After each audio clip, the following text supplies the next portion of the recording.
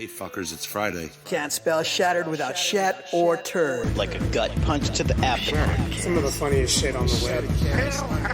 I call it a rock thread. I like the cut of your jib, gentlemen. These 5 are the only protection we have. The best part of the show is the genuine Hasbro love. Good night, folks. And of course, Pat's weekly farts. Breaking news. It's very outside of the box. Nailed it. I love Friday. Bob's Bait and Tackle, now carrying Hasbro. They truly are your favorite podcast. Thoughts, prayers, likes, and shares. Shattered. A to B. Shattered Uncut. Is that you? Shattered Cast When are you going to bring Larry back? My favorite Star Wars podcast. Shattered Cast Uncut. Complete fuckers. Podcast is intended for mature audiences only, and its sole purpose is to entertain. If it doesn't fit with your sensitive sensibilities, please feel free to turn it off now and Shut the fuck up, Chip. Hello, everybody, and welcome to Shattered Cast Uncut, episode 352. That's 3 with a 5 and a 2 at the end of it, as the mechanics at my job say, just get the 2 tools. And you're like, the what? I'm your host, Oscar Alonso, and joining me tonight, as always, is Justin, T2RX6, and of course, you're listening to Shattered Cast Uncut, the only podcast that feels about as good as farting bare ass in the shower, but also about 1 minute later, regretting. Once you feel the smell. A hot shower. You hear the smell. A hot shower. Yes. It's not quite the same It's when like- it's a cold shower. Yeah. You ever been in an elevator where someone's done that? Like fucking just outright just rip one out? I've in been front to of everybody? TFCon with Robert D. So. Oh. Yeah. Oh, it's brutal. Yeah, it is. The best thing to do is to always accuse the smallest person in the elevator. They Works can't like a defend charm. themselves. Like even if it's someone's kid, like, dude, sir, You're gonna have to sir. rein in your kid here. the guy be like, what? You got to rein in little man over here because he's straight up just S-H-P. Okay, he shit his pants. All right. I'm just saying, maybe you ought to give your kid some manners. I'm like, what the fuck are you talking about? Hey, sir, calm down. Yeah. Calm down. I'm not the one who kid shit himself. That's Listen. you. All right. Maybe things Nice. were better at home. Little dude would not have done that. Just leave it Very at true. that. But yeah. So of course everyone is doing stuff. Robert is driving from Brooklyn to New Jersey or New Jersey to Brooklyn. I don't remember. I think it's Florida now. I think he's just got another house somewhere. Oh, So- did he? Is he on his way down here? Cool. Probably. So. Awesome. It's like all my friends that come to Florida and don't say shit because they're scumbags. But that's okay. If I come to Florida, I'll let you know. Thank you. So. I appreciate it. I literally had to tell my friend Shep, the moment your son says Mickey Mouse, you have to come to Florida, and I will spoil that little monster in Disney World. He's like, well, why you got to call him a little monster? I'm like, he's your kid. He's like, yeah, that's Sure. the point. So, you know, he's not denying it, and that's what's important. Yeah, well, you can't. So, A good parent Robert's can't not deny here. that. That is true. That is true. And, you know, so moving on to anybody get anything, Robert's not here to give a 45-minute dissertation about getting something and its significance to the community. Or an Uncle Roger thing. I was gonna say Soundbite. it was pretty refreshing. Jesus Christ, my brain is not working at all today. It's very refreshing to not start the show with a penis on the countdown, because that's one less thing I'm gonna have to edit out. So thank you, me, for holding that one in. I saw. Yeah. Use your finger. There, I did it. No, that's in there. That's all you're getting for the night. So. Yeah. But, so let's see. Did you get anything, Justin? So, on the boring front of things to get, I've been working on making my pedal and stuff for that Ghostbusters trap that you had sent me a few months ago now. Yes, I've been working on the trap, and I'm like, I 3D printed the stuff for the pedal, and I'm like, I need the screws. So, all I did is I got the screws, and I have a couple more things I got to get before I can really put the pedal part completely together and call it good. So that's what I got for the boring thing. I had expected to have a pile of loot this week because I only shipped it about a month ago. And BBTS sent it to Maryland, to Pennsylvania, to West Virginia, back to Maryland. No, back to Pennsylvania, back to Maryland, and it's currently lost. So no pile of loot for me. Yeah. Supposed to be delivered yesterday, and now they're like, yeah, we have no more tracking updates. I'm sorry. What if you finish your Ghostbuster trap, right? What do you do if you slide it under your kid? One of your kids hit the pedal, it opens up, and it actually works. That would be sucks awesome. them in to the trap. Do you freak out or do you go, I'm a genius? I feel like I'd do the I'm a genius, and I would start trying to market it to other parents. 'Cause I feel like there'd be a way to get them back out of the trap, but like I feel like almost any parent out there would understand and be like, I could use a trap for my kid for like a few hours, you know? So I'm picturing your son's face because some people have seen because we have listeners that are personal friends of ours on our Facebook pages. They've seen your little Ryan's got that cute face, and I'm picturing him shocked when he looks under him and he smiles like, "Hey, Daddy," and then you hit the pedal, then or then he just gets all concerned like, "Dad, no!" You're like, "Oh my God!" It closes up, beeps, beep, beep, and then you're like, "Yes." Yep. I'm like, oh my God, it's finally actually like. So he's too old now for nap time. He does not like to go for nap time. So now he just goes up for quiet time, which is, an hour or so of time for mommy and daddy, like especially on the weekend, but mostly my wife during the week, to have a little bit of time to yourself, And he's not a big fan of quiet time or nap time. So like, if I had a trap at work, I'd be like, it's finally quiet time in this house. Wow, dude, what if, because he comes from good stock, he comes from you and Adele. What if he's like Dexter and has his own lab? He built this underground wing underneath the house. Totally could happen. So just recently I have found, I realized that even though he primarily writes in a little notepad, like with a pencil, around the house, we've made the mistake of letting him take said notepad and pencil upstairs to his room, where he decided he's going to start drawing all over the blinds in his room. I was like, oh no, oh no, don't you do that. A jetpack that he designed. Exactly, using the jetpack. You got to watch this kid. Yeah. You got to watch this kid. You do. Some parents are scared that their kids are turning into like school shooters. Your concern is your kid may possibly rule the fucking world by the time he's 16. That is possible. Yeah. Totally. That is a very legitimate fear around this house. So slaving humanity. Yeah, and I'm part of humanity. So like I don't expect my own freedom, I feel like it's trouble all around. So let's see, what did I get this week? I think I got it last week, which I finally got. Oh, hold on. Baby seizure. We're good. I got Generation Selects Rotor Storm. Nice. That's in my pile of missing loot. Yeah. That's some dude in like Iowa.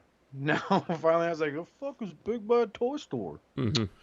Well, I'm gonna put this right here so the FedEx man can come get it again. And I'm gonna go fuck that shit. Exactly. But yeah, I got him from BBTS.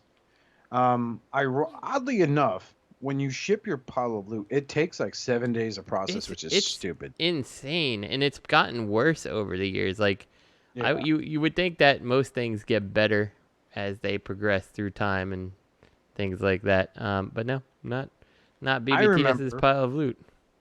I remember I had this. This is how long ago? KFC Tempest in my pile of loot. Okay, remember that abomination of a. Mm-hmm. But I gave it to, I think, Chris Gardner, because he's a great guy. Gave it to him at a super cheap price. So I remember I shipped it because nothing else was coming. I didn't really care for. And I paid for a 2 to 3 day priority, which through BBTS is like insanely expensive because they have these huge fucking boxes for a little shit, right? And I remember calling them because it had been over a week and not even a ship notification. They're like, well, sometimes, sir, it takes up to 24 hours. I'm like, right. So I paid like $20 to get a ship priority, and you've had it for 7 days, and you said processing takes up to 24 hours. So what the fuck happened here, Marge Simpson? And she's like, well, no, it was a guy. Yeah, it was a guy. He's like, yeah, I don't know. I'm like, yeah, so let's get that out, huh? Let's do that. Like shit. So yeah, they are just. I mean, it's one thing like if you pre-order something at a price, and if the price ends up lowering before the item releases, they lower the price, and people are like, oh, Be Bad Toy Store, so thoughtful, great customer service. The best thing about them is their ability to usually help you with the part, but one thing with BBTS that has turned me off on them is like, you know, the one time I got a pile of loot because they, you know, unlike some places, and I don't fault them for it, but they have like a time limit, right? They're like, you need to ship this in 90 days, you know, or it auto ships, things like that. And like, fine, you know, like you can't store my stuff indefinitely. I get it, you know, I don't blame you. But like, you know, I've had stuff get shipped at an inopportune time and like went away for like a week or something like that. So, you know, I did that type of thing, and then, you know, like by the time I got to opening it, they're like, well, it's been a while since you actually received your. I'm like, there is so much stuff in here, like I didn't get through it all in like 2 days, you know, like they're, you know, because like add on the like 2 weeks between when they ship it and then I get it, and then like I'm gone for a week, and then like I don't open everything in one day, and then like, you know, so maybe like 2 months have passed and they're like that, you know, they're like, oh, well, it's been a while, so we'll do it this one time. I'm like, that's kind of bullshit, right? Like, you know. So yeah, I don't know, but I mean, generally they're decent. I just think that that their shipping is just insane, and over the years, like it's always been a joke, but it's gotten worse in recent years where you know, the stuff takes a week. Like I was so surprised, like almost 2 weeks went by before I even got the notice, like, hey, we're shipping your stuff. You know, like that's insane to me. So, whatever. Yeah.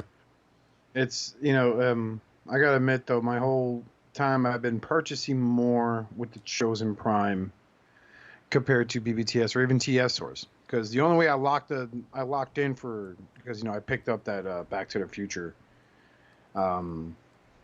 figure for you, the Transformer crossover, was at TF Source. TF Source, I think. Yeah, that's where I picked them up.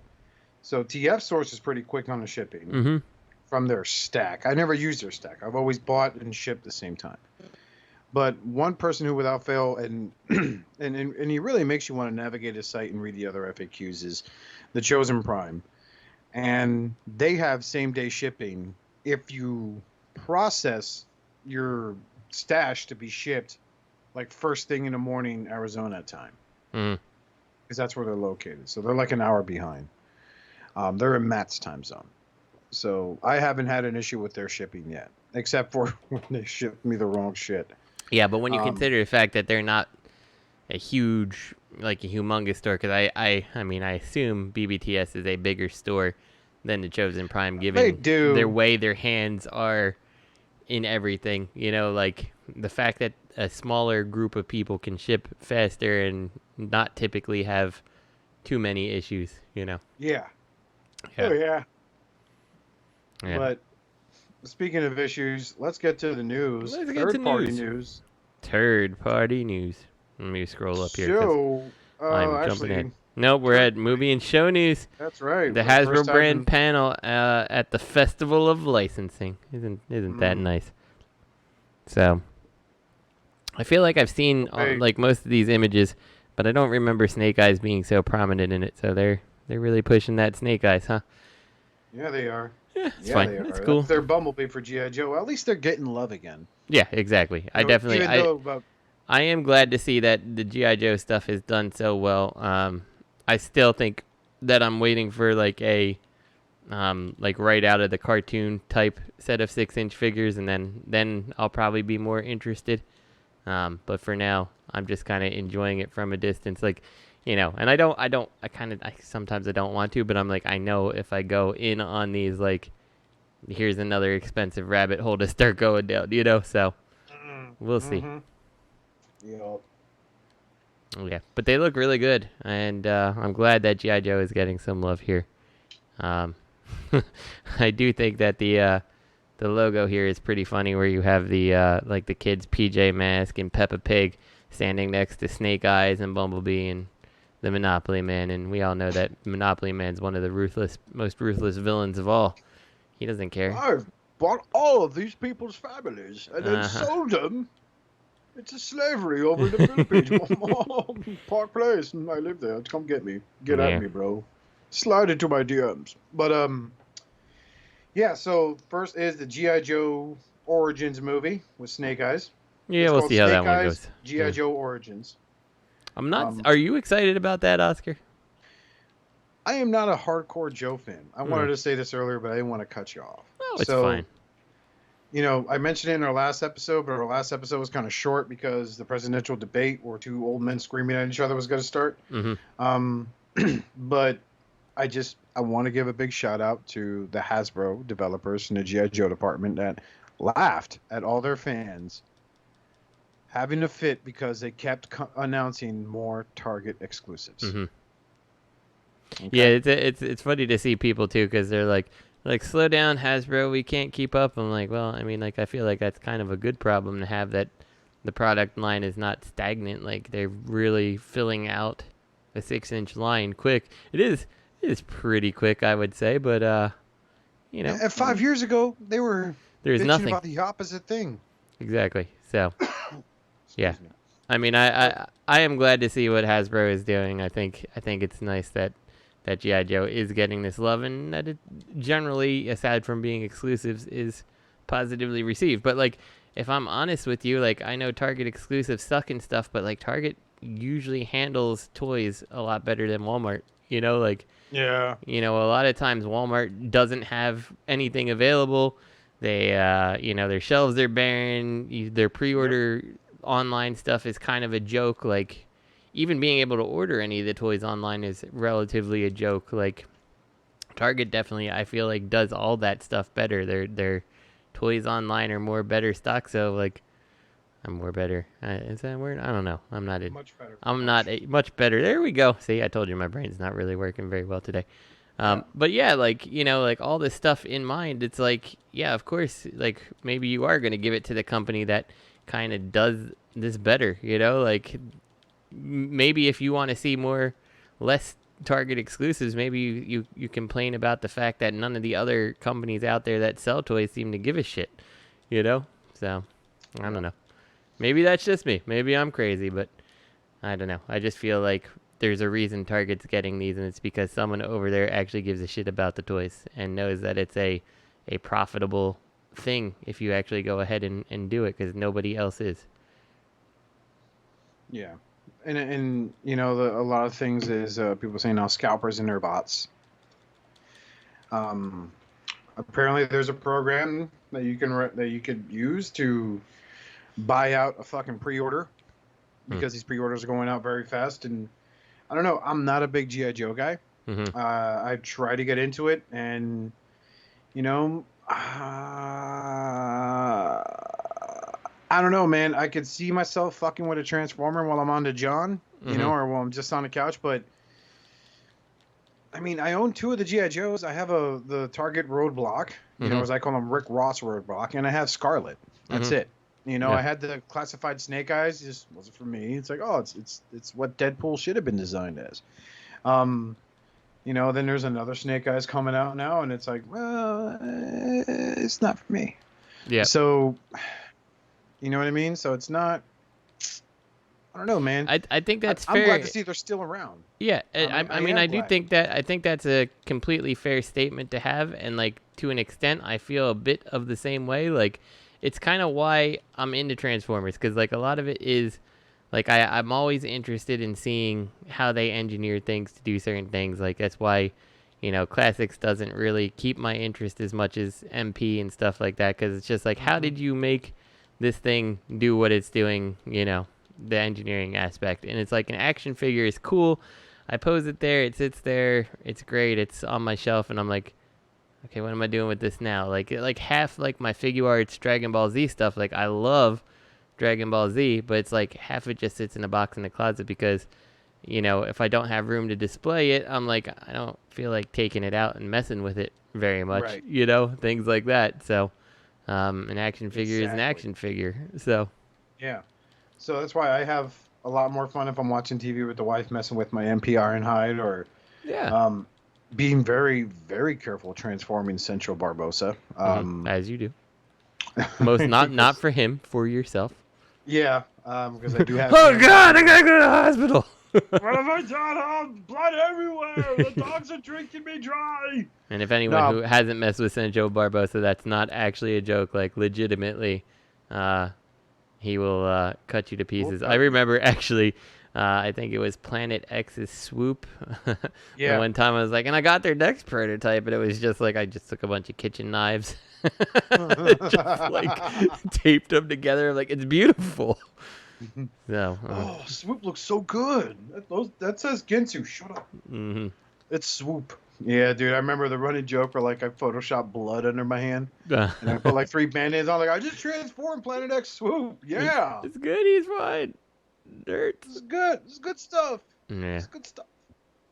So, yeah. So they're doing a G.I. Joe origin Snake Eyes movie. Oh, that's how we got on here. I was like, how did we get here where we are? Yeah. Yeah. No, we sidetrack. Like that's okay. That's what we do. That makes we it do this in the spirit podcast. of Robert. So yeah, we do this in the spirit of Robert. Yeah. I gotta say though, remember when the movie G.I. Joe Retaliation came out? Mm-hmm. I forgot who I was listening to. I was like, it was back when I was my Trashman days. But it's like the girl's like, yeah, this weekend coming out is the movie G.I. Joe : Retaliation, and the DJ was like, what's it called? Retaliation. Like, G.I. Joe : oh my God, really? He's like, well, you said it. Uh-huh. You know, you're not supposed to say the colon. Like, why would you do that? She's like, well, it was a mistake. She's like, you've been doing radio for 20 years. Her name is Shannon. Mm-hmm. Yeah, so you've been doing radio for 20 years, Sharon. That's a heck of a ball to drop. She's like, shut up. But yeah, just G.I. Joe : Retaliation. Yeah. Cobra. Probably an apt name though, you know? Yeah. So. Yeah, because that movie did kind of blow ass. Was Retaliation? The Retaliation was the second one, right? Yeah. Yeah. Okay. That was. It was at least Rise of Cobra. It was at least a little better than the Rise of Cobra. I feel like. The only thing I liked about that, because I remember my G.I. Joe cartoon lore. I never read the comics. Way too military for my young mind, because I was all like, well, none of these guys got a cape. This is stupid. Mm-hmm. Right? Even though Larry Hanma is a literary genius. Was the Flint and Lady J, like they had chemistry. You could see that on the screen. And The Rock was okay, but it was like, come on, dude. Roadblock? Yeah. Like, why'd you kill off Duke? Like, you should have just kept Duke. You should have killed off Ripcord. That guy was fucking annoying. Yeah, exactly. I love my Wayne's brothers, but yeah. Anyway, there was a lot of interesting decisions on there.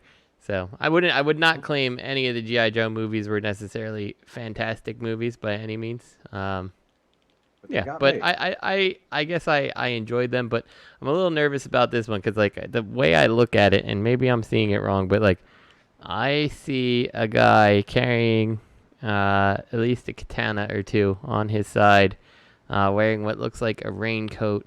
I'm like, oh no, like this just looks like any old guy is just Snake Eyes here. Like, come on, I don't know, I'll be interested to see what they do. I suspect we're not getting Commando Snake Eyes. We're getting, Ninja Train Snake Eyes, which is fine, like, because that's the popular Snake Eyes and everything like that. But I don't know, something about this picture just kind of, I don't like it. Like, I can see his hair and stuff like that. I'm like, what's going on with this guy? What picture are you talking about? What am I missing? It says Snake Eyes Origins, and you just see like the guy in the looks like a rain jacket and. Yeah. Festival of Licensing number 10 picture. Oh, shit. There's a library. Oh, God, no. Yeah. So that's what I think I'm not super excited about because I'm like, I hope it's better than this. Yeah. I hope I'm just seeing things or this is just a decision on the part of making a movie trailer picture thing, poster. But so far, I'm a little worried, So and they're doing Snake Eyes because it's Snake Eyes. Everybody loves Snake Eyes. So here's a quote from Hasbro. With Snake Eyes G.I. Joe Origins, we are focused on reigniting the brand and expose our fandom to a new generation, said Samantha Lamau. Don't expose yourself to a new generation. That's just wrong. Yeah, it's horrible. Help the kids. Show some hashtag Save Our Children. Mm-hmm. In partnership with Paramount, we've just announced the new release date of October 22nd, 2021 for Snake Eyes, which will reintroduce one of the franchise's popular characters. The film delivers a fresh new take on the story that will reimagine and modernize the story of G.I. Joe with depth and direction for even more stories in the future. We have a lot more to share soon. Stay tuned! Mm-hmm. Because what you've done before in the past had no depth to G.I. Joe. So. Yeah, they should have gone with the Commando You know, at least like start the movie off with him like on a mission and he gets his face all bitched up, and he can't talk anymore. That'd be great. Yeah, something like that. I mean, we'll see what they do. Maybe they will. I mean, we don't know. I feel worried. That's all I'm saying. So up next is our Transformers line. So they have a live action movie, a 7th movie placeholder slated for release in summer of 2022. Yay. So if it's another night movie, like Bumblebee, I'm in. My nephew and I have seen that a few times already. I was pleasantly surprised with Bumblebee when I saw it. Yeah, like, oh, wow. I really was. I expected Charlie to be a stripper, thanks to my fucking programming that Michael Bay programmed into me that all beautiful women, all the semi-attractive and pseudo-interesting individuals are really sex workers. Whoa, hold on. Hey, you okay? What is that sound? Oh. Sorry, dude. Hello? No problem. I'm here. Sorry. I'm really sorry. She was just bringing in her cooler. It was like super loud. But, all right. So, Hasbro states that we are in deep development along with our partners at Paramount on the 7th live action feature of the Transformers franchise, slated to release in summer 2022. The next blockbuster film will bring action-packed high adventure from the lore, which will thrill audiences worldwide and continue to propel the franchise forward. So Paramount will continue to work for the movie hand in hand with Entertainment One. Next is their Transformers War for Cybertron. We are continuing to deliver expansive storytelling in the Transformers universe. Most recently, we released the most fan-focused anime trilogy, Transformers War for Cybertron. The first chapter, Siege, premiered on Netflix in July and ranked the top 5 for all regions in the first 24 hours. The second installment of this incredible trilogy, Earthrise, will be coming very soon. So, yeah, of course, the controversy there with that was they chose a lot of non-union voice actors to get work, so they don't have to pay the people enough. That's why Peter Cullen and Frank Welker weren't involved in it. I just think the true travesty there is what they did with Soundwave's voice, because it was pure, like, it's like someone playing with Audacity. That's really, it's like the wah-wah effect in Audacity. It was really fucking garbage. Yeah, I was a little disappointed with that voice too. I don't think any of the voice actors necessarily did bad, but the fact that you did do that whole non-union voice actor, I think is a little, it's like, come on, it's like these people who have worked for you for years and like now you're undercutting them, you know? You're like, these are the names associated forever with these characters. Right. You know, exactly. It's like, unless you're talking to someone who grew up watching Beast Wars and the Armada trilogy, right? The Unicron trilogy, sorry. Yeah. You know, they'll forever associate Gary Chalk and David K as Prime and Megatron. And if your G1 was animated, well, congratulations, David K, the only voice actor still to voice both Optimus Prime and Megatron. So this is a very big deal. So moving on to that, Transformers Cyberverse, it's basically... I guess they're going to get another 62 episodes at 11 minutes each, and 2 episodes at 44 minutes each. Okay, yeah, so, sorry, this is just a summation. We know that the 62 episodes Transformers Cyberverse ran for 3 seasons, a total of 62 episodes. Therefore, it's likely that we will see 2 TV movies, each running at 44 minutes, and so we're getting 2 made-for-TV movies, running at 44 minutes each for the Cyberverse line, which the last few episodes of Cyberverse was actually really good. I don't think I watched any of the Cyberverse stuff. You should check out season 3. Okay. Check out season 3. Is that the stuff that's on Machinima? No, that's on the Hasbro's the Transformers YouTube page. Okay. I'll take a look. Machinima is Rooster Teeth now, I believe, and they're the guys who animated the Siege stuff. Okay. Yeah, that's right. That's right. So, what was on there was something that was on the Machinima stuff that wasn't very good, but it was on that like Go Play 60 or something like that. It was the Prime Wars trilogy, Combine Wars, Power of the Primes. There's a third one there. Titan's Return. Okay. That's the shit that Machinima made that was that everyone fucking hated. Yeah, that was pretty bad from what I remember. I remember just hearing Menasor talk going, no, dude, you're not supposed to be coherent. You know, but it's like, we're going to build an army of combiners. It's like, shut up, step on his neck. But anyway, moving on to Power Rangers. There's a reboot movie in the works. More announcements follow. So this is interesting. The reboot movie, I guess that is, well, I guess now they have it in their hands. No, did the old movie, did Hasbro have Power Rangers in their hands by that point? No. I can't remember. No, they didn't. It was after. Okay. So I guess is they're probably not Dynasty. going upon that, which, that one wasn't a terrible Wasn't movie. awful. Like, yeah. I've seen it. It wasn't bad. Rita Yeah. Repulsa being a Green Ranger was kind of a left fielder, but it made more sense than, her being married to Lord Zed or living in a garbage can. Exactly. So, like, I felt it was fine. Like, yes, it was not original Power Rangers, but, like, if you want an original Power Rangers, you still have it. It's just like Transformers, like, yeah, I thought there was worse reboots. Like, I don't know if you saw the Gem and the Holograms one. Like, I'm like, okay, this is not good. Yeah, that was. Yeah, that was doesn't something. even get a mention. But My Little Pony, so many announcements, upcoming CGI movie, and then Dungeons and Dragons live action D&D movie in the work. Wizards of the Coast is working closely with E1 for the D&D entertainment slate. So I hope Dungeons and Dragons makes a comeback like G.I. Joe kind of did. Dungeons and Dragons is a good time. So. Yeah, I mean, the last one I saw again was the same fucking Wayne brother. Was in it. I forgot about that movie. Oh my god. Yeah, his name was Snail. Something like that. Yeah. No, fucking no. But yeah. And so that's it for that part. So what's next? Let's move on. Let's actually get to the third party news. Oh my god. Third party news.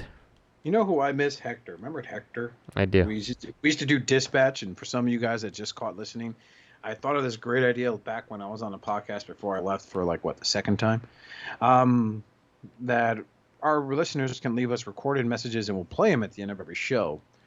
Well, we had our own little personal troll named Hector Superfly or Superfile, whatever he called himself, and he used to leave us some egregious messages. Man. He was awful. Yeah, I loved him. I miss him. Me too. We should find Hector. Oh, we got Corona and died. Okay, so, all right. Here is something I'm not happy about. Really? It is, no, I am, and absolute bullshit. Doctor Who, Titan Scaled, Soundwave, and Galvatron. I saw this the other day. Jesus Christ, why are we making this? So I don't know. I don't necessarily agree. I feel like I think it's okay. Like, it's cool to have these scaled things. I do feel like you're treading very closely to Legends, and I'd have to kind of see how these scaled to your actual, the existing Legends out there. The first thing that actually did come to mind for me, though, is that I know Doctor Who is working hand in hand with Mech Fans Toys lately, and I started wondering, like, are these knocked off from something? Like, that was my first thought is, did these get knocked off from something else? And from what I can tell, no. But I am certainly not, adept on every single Legends release that's out there. It's kind of, I wish Robert was here because I know Robert is pretty good at identifying these Legends figures later on down the road. So. Right. Well, my issue is it looks like these things transforms. I know the Galvatron does. Yeah, and the Soundwave does too. It doesn't need it. These are like 3 inches tall, man. Like, come on, dude. Like, who? For the love of mercy. I mean, I guess. I mean, yeah. So Maybe this it's is just the thing. my way. Like, of I seeing it. don't have the Scorponok. If a listener out there has Scorponok, maybe we can get Matt to do it. Like, hey, put a Legends, a New Age or a Magic Square Soundwave on Scorponok's head. I just want to see how it scales because it may be something I'm like, yeah, it's kind of pointless because it's already out there. But there's some people who are probably like, this is great. This is an accessory for my Scorponok, and it's what like, I totally needed. Oh my god, I'm Exactly. gonna fucking fap so hard to all this. Oh. But that said, I don't think these Dr. are the Wu. worst looking things I've ever seen. Like, I think Soundwave looks a little bit on the bulky side there. But I think Galvatron looks pretty solid, from what I can tell. I don't see any, like, really anything super egregious that stands out on him. I don't know. It's just, it's definitely not for me. No, and that is totally a fair assessment to have, right? So, you know. I mean, I'm not knocking those that want it. If you really need a 3-inch tall Galvatron. I mean, like I said, I just am curious how this differs from Legends because, you know, I already have ones that seem to scale pretty well with Titans. Like, you know, Robert shows off all his stuff sitting next to like his Toy World Devi, and it looks fantastic, you know.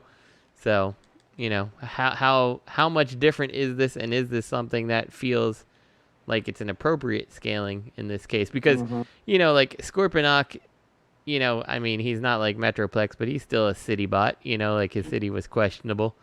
But yeah, like Metroplex is supposed to be like Autobot City. Like, technically speaking, Optimus Prime should be teeny tiny and standing in a window that is his chest, you know? So that's a consideration to have, I suppose. But yeah, this probably doesn't actually scale the way that I think they're going for. But I also think they're trying to get at like this Galvatron is a calculated move. Like, this is 100% is they know that one of the things coming is a Titan size Unicron, right? So bam, we've got a Unicron or a Galvatron that'll go right next to that Unicron and look real nice, you know. So we'll see. I guess. I mean, you know, there was a while where I just I just, you know, I was buying every little weapon upgrade there was, and now like the new market for upgrade kits for classic figures are no longer like a new head or anything. It's fucking gap fillers. Yeah, So, I know. mean, Yeah, definitely. It's not like extra guns and stuff. It's like, here's a little piece to stick in that hole. Yeah. Yeah. That like, depresses me a bit. That is the third party upgrade market as of currently. You know. Yeah, as of last 2 years. Yeah. I mean, it's basically been that. Yeah. So moving on to the next bit of news here. Lemon tree, eggplant, and carrot. So they very much love their shockwaves, don't they? So this is another shockwave. Yep, this is the Bumblebee movie shockwave. Hooray! Just what I was looking for. So. You know what I was thinking when I was setting fire to my Fans Toy shockwave, and then my Siege shockwave was, man, I wish I had a movie version shockwave. That's what I was thinking too. I'm you know, always like looking I for really a movie need one of version those. shockwave. Although this looks nice, was he transformed into a fucking ship? That is a huge eye. Jesus. Oh, it's just one photo. Okay, yeah, I don't care. Yeah, and like, oh my god, pre-ordered. And the thing that I don't understand about this, and maybe I'm missing something, but like, what is going on behind his head there? Like, why does he, like, it looks like the way they sculpted the head almost looks like he's got the matrix of leadership built into his head. It does, yeah. You know? Looks like it, for those of you who read the IDW comic, and here's a part where Oscar does not know what he's talking about. There was a little arc in the Lost Light comic where they went to I think it's an alternate reality where a lot of the big chiefs were like matrices with heads on them. Matrix They all had a matrix on their head. That does look like a matrix of leadership, yeah. Yeah. Which just, it just kind of came off weird feeling to me. Seeing that, I was just like, I don't know how that makes me feel. So it's fucking hot garbage. Yeah. Such hot garbage. It does look like Robert hot a call garbage. that says if you don't mind him doing his laptop mic. Psh, do it. Let's do it. Robert's ready. It sounds like Greg's going to be ready too. So we might be joined by the whole Furious Four. So yeah, and then soon we'll have Matt out of jail. Exactly. Rest in peace, Matt. I'm sorry you shanked that guy and got another year. So rest in power. Yeah. Let's see. This one I'm kind of curious. So it's a Bumblebee movie, Ironhide. Talk amongst yourselves while I add Robert. And I say talk amongst yourselves because it's just you. It's just me. So I am basically looking at this lemon tree carrot. I guess that's their gimmick now. They're just going to use vegetables and fruits, I guess. So I guess Cliffjumper would be named Strawberry or something dumb like that. But yeah, Ironhide looks really neat. But I don't think we need this. Where's the picture of Ironhide? I didn't see that. Oh, there's a second link. That's why I didn't see it. Yeah, it looks like absolute. I mean, not shit, but it looks okay. Yeah, it's fine. I just feel like you're once again you're treading on something that that other companies out there have already done this. Is this is Bumblebee movie? I guess nobody's done Bumblebee movie. No one's ever done it, but it's basically like Planet X Ironhide. Yeah, that's why I was like, oh, you're doing something that somebody else has already done, and I guess they're not really doing something someone else has done, but it damn well feels like they're doing that. You can buy both of those fuckers, Ironhide and Ratchet, I think for like fucking $80 or something like that. That's a good deal. They're not bad. I've seen reviews. I'm not a big Fall for Cybertron aesthetic guy. I can thank Hasbro for that god awful figure line. Yeah, that killed my interest in it too, especially that Bruticus. Oh my god, that thing was trash. Oh, remember that nightmare? And then like upgrade kits came out, and it's like an upgrade kit can't save this. It's just so bad. Yeah, I remember I felt like such a big shot because you youngins listening. Hasbro Pulse has not always been where people got Transformers. There was a Hasbro toy shop. So, which Hasbro says we're not affiliated with Hasbro Toy Shop. It's like it's not actually Hasbro. I'm like bullshit, it wasn't. So I bought the whole wave, all 5 of those guys from that shit. And I remember because we talked about it on the early days of SCU. We talked about how it could be mistransformed because that's what Hasbro did a lot during the Bicons and shit like that. Yeah. So we talked about that shit and how it was possibly mistransformed. I still bought the entire set, and I've never been more disappointed in my entire life with something. Yeah, I think I bought the, I guess it was the G2 colors. Is it G2 that had like the weird, like crazy camo? I think it was an Amazon exclusive, and like as soon as I got it, I'm like, oh god, this is like the most disappointing thing that I purchased this year. I'm like, I do not like this. It's like taking home a beautiful woman or man, I don't care which way your fence swings. You take them home, you get them undressed, you pull those pants down and pancake butt. And now it's like it's too late to make them leave. So you're like, all right, I'm gonna get it for the team. Just this one. Is that when you're like, hey, it's Robert D. This pancake butt can't handle my thunder clash. That is because it has its own thunder clash that nullifies it. How's the audio coming in? Because I'm just fine. You're fine. I'm going in raw. I'm raw dogging it. Hope you don't have an open sore. Are you in New Jersey, New York, Pennsylvania, California? Florida. Which one of your house are you visiting currently? I'm in Brooklyn right now. Okay. It was the week got all screwed up. It's such annoying, just logistics. So I came home alone. The family is still in New Jersey. So I'm going back there tomorrow. And so yeah, it's my birthday weekend. So then I gotta your wife have no car. She's alone. She's stranded in house. I gotta go to a wedding on my birthday. So it's in Jersey too. Seriously? Yeah, I have to go. It's like a business thing. I have to go. Like they only invited like 50 people. So everything got screwed up. New York is surging again. We're having some spikes with the COVID. So it's a lot of fun going on. But yeah, so just it's weird. I haven't been home alone. I don't even know the last time I was home alone. I don't even know. So that's pretty crazy. What you should do is your own rendition of what's that movie with Tom Cruise where he rents the prostitute? Risky Business. Risky Business, yes. The singing part where like you slide into the room wearing just a shirt and your underwear and socks. Except you use your hips to thrust up against all your shelves with your collection. And then trash the rest of the house and then tell your wife, "Oh my god, we were attacked. There were velociraptors and a house shark. The house shark went crazy. Oh, I can't believe it." And then just post guinea pigs got out. The guinea pigs got eaten by the cat with one eye. Revenge. The cat with one eye died a long time ago. Rosie, our cat, commutes with us to Jersey. That must be a fun ride. She just doesn't shut up the whole time. Yeah. When we moved from Virginia to Delaware, Actually, and even when I moved my wife from her apartment to my house, but that was only like 30 minutes away. Like it just constant whining, you know. So traveling with a cat is not fun. We do it every time.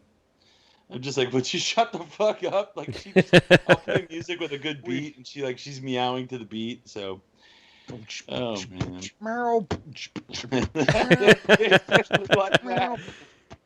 Kill it, brother, quick. No, we had at work we had this young lady who was traveling with her dad across country, right? And she had a kitten on a leash. Oh, and I hate her. She seemed like, huh? I hate her already. So like the thing's like, ow, ow, ow, ow. So I guess it got loose from her, rolled into our warehouse, and my coworker Corbin, young kid, picks up like, oh, cute, oh, it's got a collar. I want nothing to do with this thing. Mm-hmm. So he walks outside. There's a daughter, and he's like smitten by this girl, right?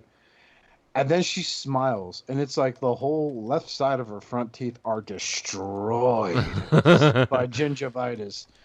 And I heard him go, "Here you go." He's like, "You okay?" She's like, "You okay?" He's like, "Yeah, I'm fine." She's like, "I like cats." Yeah, she's starting to start up conversation. He was like, "Yeah, I gotta go." You know and who he doesn't walked have, away. You know who What? doesn't have gingivitis? Who? Greg for Mercy. Mm-hmm. Actually. Oh. Yeah. You know what he does have? He's got a loud mic. Well, it's always loud when you first come into the call, in the middle of a call. You know what's even more distracting than coming on the call out as fuck? Having everyone else pointed out. Mm-hmm. I miss Matt. Matt never did that. I miss Matt too. Rest in peace, Matt. R.I.P. Matt. Fucking Gator finally got you.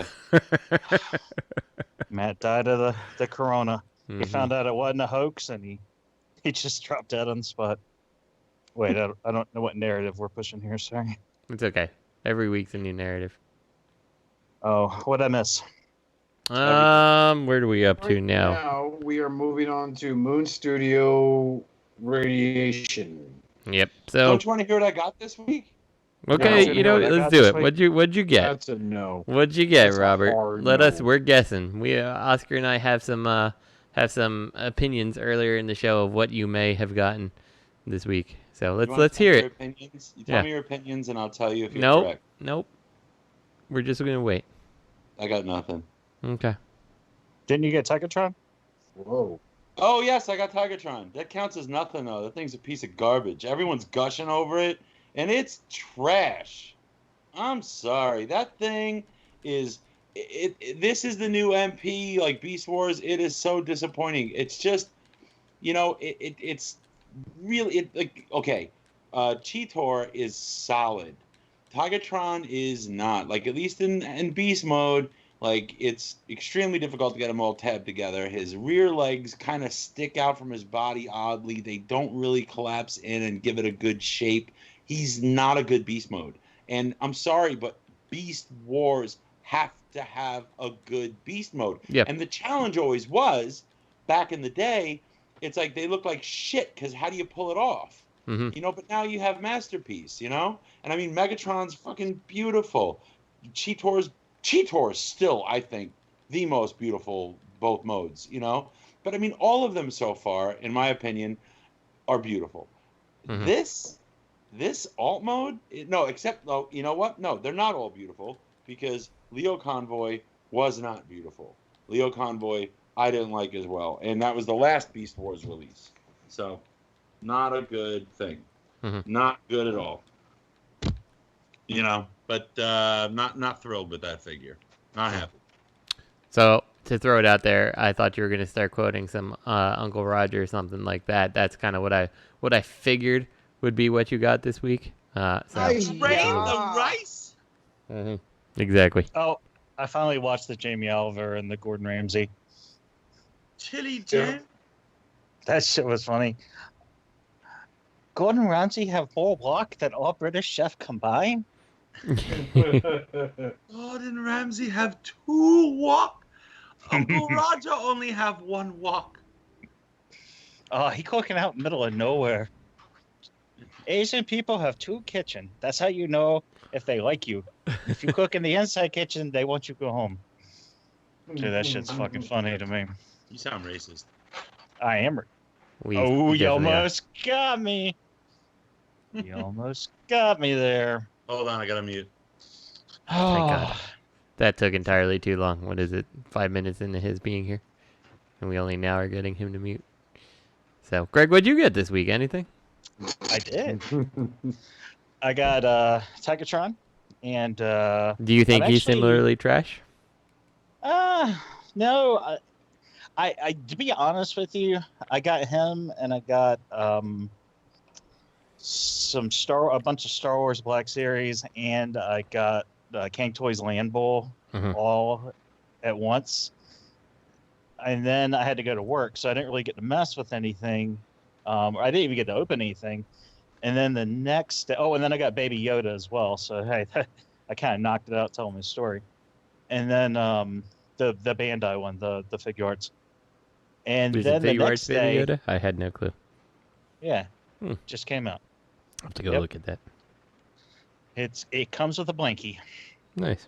Oh God. You're and sending then, me another. Just got a confirmation of a shipping for another Ecto one. Build the Ecto one, and like I have 8 of them I have to put together still. Oh my God, what's going on? It hasn't been a month since that. It's crazy. So, as I was sitting down to play, I was gonna start playing with Tigatron. There was a knock at my door. There was a ding dong ditch, and it was the FedEx guy with my masterpiece movie Ratchet. That I kind of forgot all about. And man, that's probably the most solid of the movie masterpieces. Yeah. Like, it's a really fun. You'll never believe what it's full of. What? Ratchets. Oh, shit. But it is. Well, I gotta go. Fuck this show. I'm done. Can't do that. All right, go build your Eagle Well, Moss or I'm whatever. out. I know. I'm actually a little pissed about it, but it's fine. God, I gotta film some things. I actually tried to get some things edited and put up this weekend because I had to take the car in for a recall, and I'm like, well, I'll be here for hours, and then, yeah, unfortunately, like all the stuff on my memory card did not import to my hard drive, so I was unable to do that, and I was like, oh God, I still have to do all these things. So I'm a little upset, but it's fine. It's fine. Someday there will be content on my channel. Yeah, you just work on getting the show up on time, and then worry about your channel. I know. You know what else I got this week? What'd you get? Greg butt dialed me twice. Nice. No, actually, what happened? I did accidentally pocket dial him, and then I felt really bad because I thought he had answered the phone, but it was just. But then later I realized it was his voicemail telling me if I wanted to save the message, blah blah blah. So I actually called him because I hung up, and I was like, "What if that was Robert?" And then I felt bad, so I tried to call him right back, just to explain the situation, and the motherfucker didn't pick up. And then he called me 4 times. We set a time, a very specific time, to have a phone call, and he wasn't even around. We didn't set a place. That was the problem. No, you were going to call me on my Zoom. You were going to call me on my Skype. No, I wasn't. We were talking about phones. You're the one that wanted to listen to music. Yeah. I like auto-tune the news. What can I say? Oh, man, I remember that. I remember when that first got popular. Back with the guy, he was so dumb. That guy. Cool. You were so cool. Yeah. Back like 11 years ago. All right. So. Shit. Yeah. So that's what I got. Moon Studios rated. Let's move on.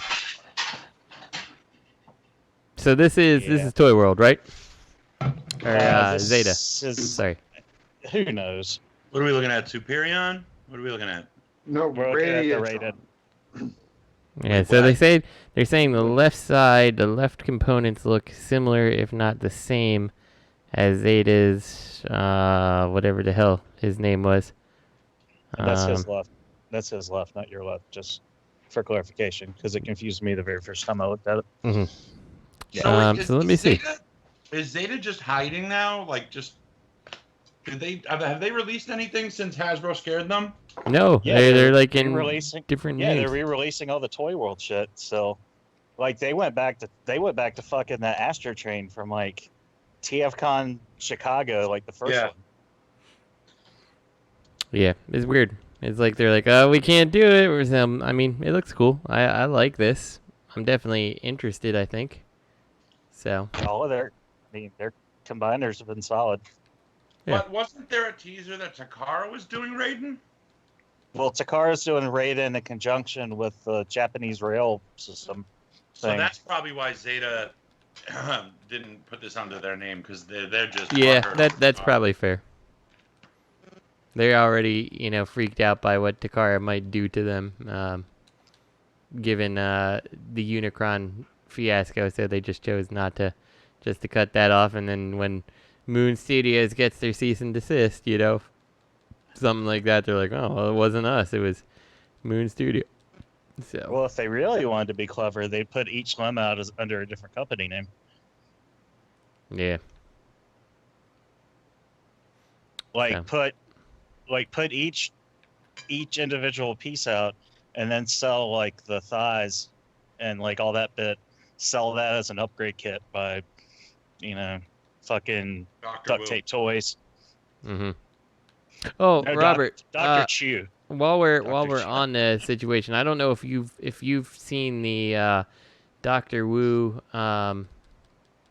the Titan scaled Soundwave and Galvatron. I was just wondering if you had. Is that like I was telling Oscar, I'm a little worried because Doctor Wu has teamed up with Mech Fans Toys. I'm like, are these knockoffs of something that I am not aware of?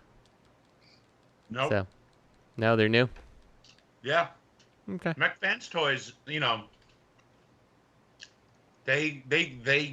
gained their capital by knocking stuff off, and then they started doing this type of thing. All their own thing. They have several subsidiaries that do like quote unquote original works. We've seen some dirt behind the scenes where certain designers are stealing their own preliminary designs from one company, selling them to another one, and then you've got Papa Toys and this company, and they're all like stealing from each other, but it's technically someone's original work. It's like original works and derivative works, and but these look original to me. They don't look like any other. I mean, I wouldn't call it Legends class. I don't know what you'd call this. Yeah. These are Legends. These are Legends minus. Yeah. Legends Micro. Yeah, that's another thing. Like, I wasn't really sure. How did these? I figured they had to be smaller than your regular Legends class. Like, it looked like you're getting Soundwave in a new age car scale. But I wasn't sure because I don't own this Scorponok, so I couldn't really compare.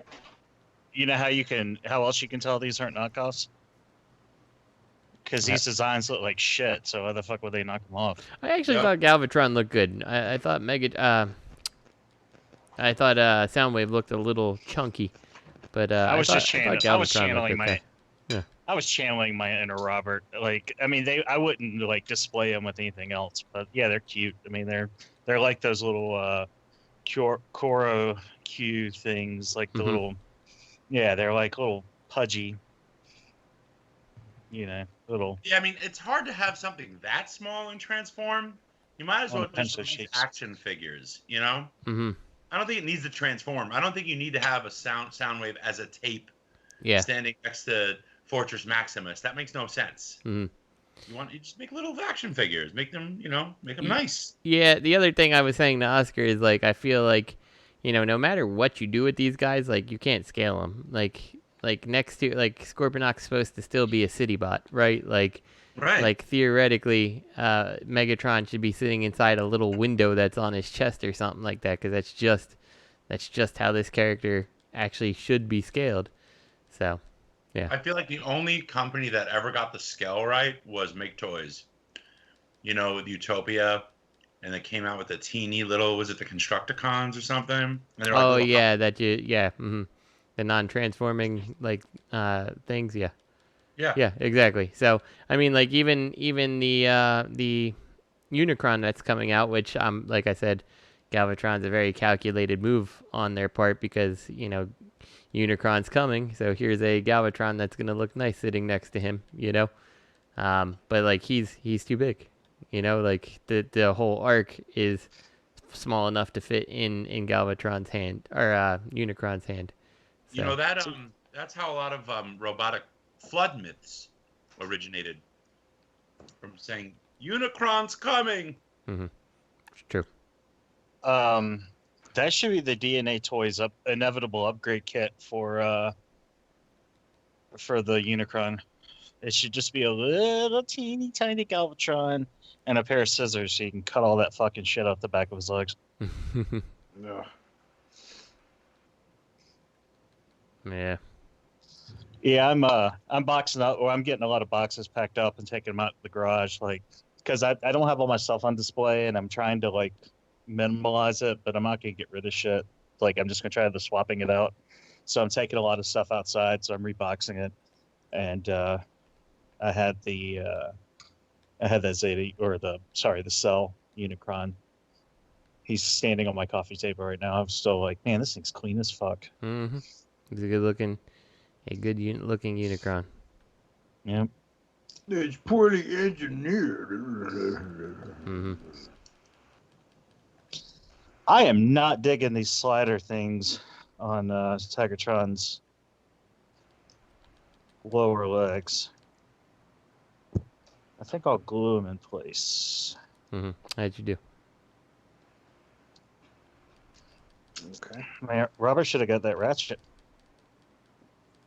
What about I'm like, oh, did you there's get die Thomas? cast in the feet. He should be here tomorrow. Oh. I had to make that money liquid over the weekend to pay off the. Well, yeah, never mind. What about you, Justin? What about me? Did Thomas? No, not yet. So I got to ship that. So I had a different pile of loot that I was expecting to get this week. So I was going to space out shipments because, our discussion we had last week. And it was supposed to be here Monday, but as of Monday, they sent me an update saying, like, yeah, we're not really sure where it is right now. So Fuck you, asshole! Yeah. So, I mean, granted, it's only like $50 worth of things, but, I was like, I'll wait on Thomas, give Hot House an extra week to show up. You'll hear him coming, that's for sure. Exactly. Oh, that's 'cause he's driving. Yeah. So Thomas is not here yet. I'm probably gonna ship it sooner than later, but I was kind of hoping that my actual BBTS pile of loot would be here, and it is not. So yeah. Not only did I was telling the listeners and Oscar earlier, I shipped the damn thing like a month ago, almost at this point, and it took like almost 2 weeks from the point I hit ship to them to actually create and drop off the label with FedEx, and then like when it finally came from Minnesota, where BBTS is located, it hit Maryland, which is I can drive to Maryland in 15-20 minutes from my house, something like that. Hagerstown, Maryland is a little bit further than that, like that's a few hours away, but it's like a three. What's that? Pinkertown? Hagerstown. It's actually right outside of where Bobby lives, so it's about like 3 hours from my house. Pinkertown sounds like somewhere that you'd stage like a Christmas special. Correct. So I went to Hagerstown, and then they're like, that's not close enough to you. And they sent it somewhere in Pennsylvania, even further away. And then they sent it to, I believe it was West Virginia. Then they sent it back to Maryland. Like, can someone just drop it off in Delaware? It's like someone at UPS is like, I don't fucking know where Delaware is on this map. I don't know. Wow. Someone at FedEx doesn't know what's going on in my stuff. Delaware currently dance is club missing. I never heard of. Oh. Exactly. So I did not get Thomas yet, but I know he's a piece of trash, as everybody says. So just kidding. Yeah, I'm interested to see selling for thousands. Mm-hmm. I'm interested to see these screw things on the chest that people are saying they're breaking. Guantanamo? That was Pate, right? He said there was some slider in the chest, and instead of being, I think it was a slider, instead of it being on a pin, it's on a screw, which is really weird. And he was like, all right, my Thomas is in Indianapolis, so will it get here by tomorrow? Maybe. I've never had a package stop in Indianapolis before, so this does not. I don't like it. I don't like that. No, sir. I don't like it. Yeah, that's what I was thinking. I don't like it.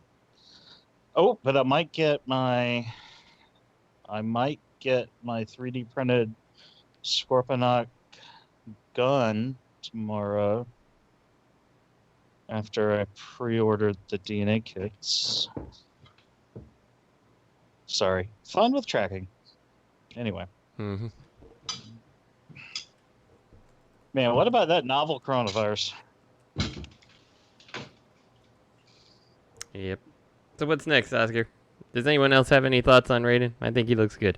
Did we talk about Raiden? I don't know if we really talked about it outside we did, of. And We don't then know. we segued to Thomas. Okay. Well, I mean, Raiden looks pretty good. Indianapolis. I think his shoulders look a little bulky, but I'm perfectly okay with it, given he's made up of what is it, 6 trains. So, what's the size? It's probably MP. Zeta size. Yeah. I wonder what his size would be, though. Zeta size. Really? Yeah, this is the Zeta design. Mm-hmm.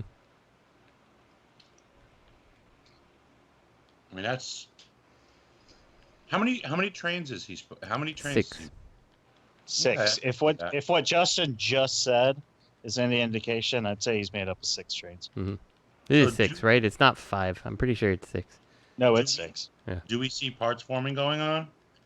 Probably. We just got CAD renders, so I mean we don't know. Yeah, I think probably. So let's see. We got the 2 arms. The thing that I'm not sure about. I mean, we haven't seen the back. You obviously got two trains making up the legs, each one on each leg. And then the actual Raiden, the way he works is that 2 of the trains make up the torso. So it's hard to see. I could definitely see where you have maybe one of them making up. You have one making up. I don't know though, because like it is going to be weird to see how they do this, because if they do parts form the legs and stuff in this case, what do you do with that one train, you know? They were able to parts form Devi, so yeah. Maybe. No.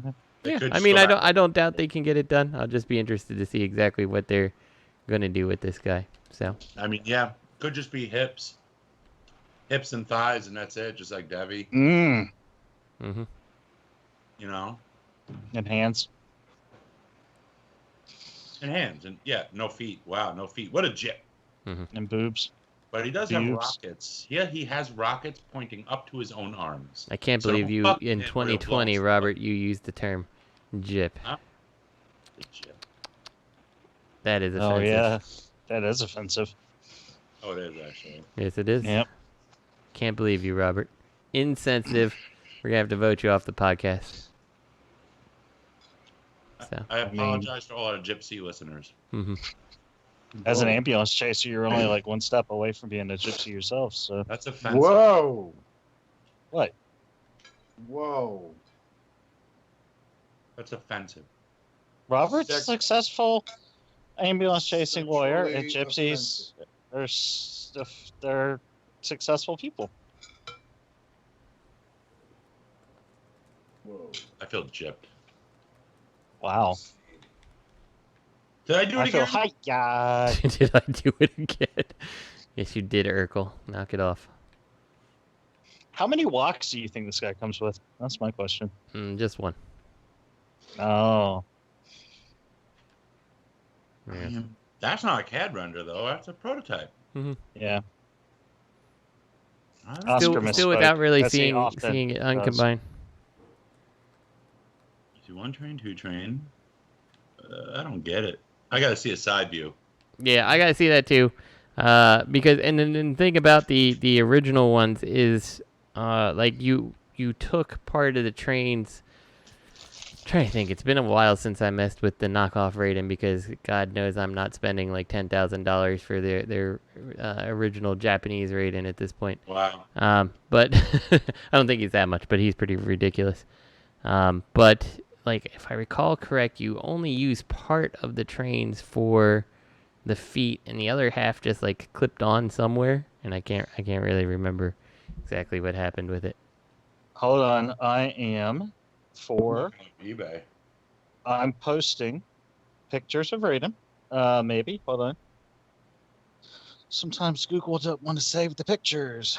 I can tell you this much, Robert, that with Raiden, even the knockoffs go for like good money a lot of times because that's just how little he's ever actually gotten any attention. You know, like they've only released a handful of the figure, and even the knockoffs are few and far between. So I'm seeing one G1 Generation 1 Transformers Takara Mitten sealed box AFA 75 plus Raiden gift set. $7,500. Mm-hmm. Who's that from? Plus $100 shipping. Who's the seller?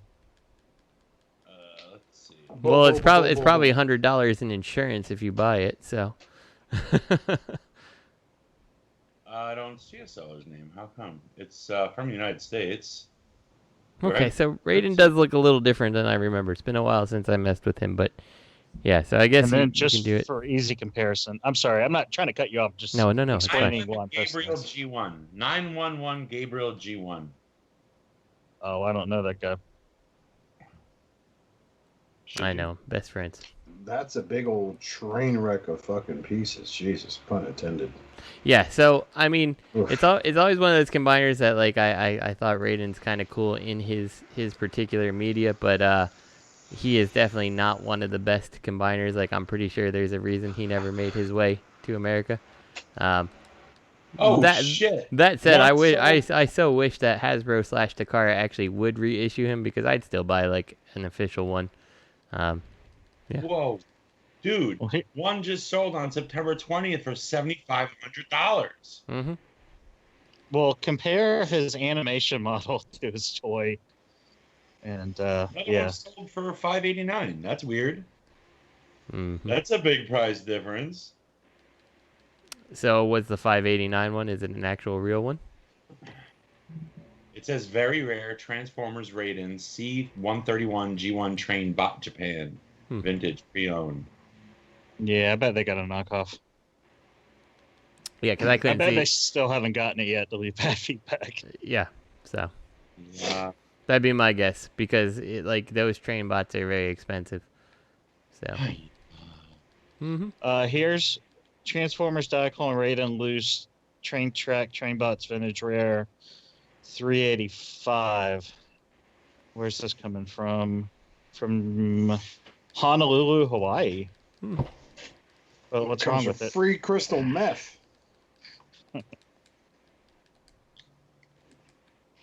But it doesn't have any combiner parts, dude. Well, that's a problem right there. So. Well, the same seller has the combiner parts for $100 a piece. It's crazy. Why would you do that? Because, like, I don't know, whatever. I'm just kidding. He doesn't really have. Oh, okay. The same seller. Hold on.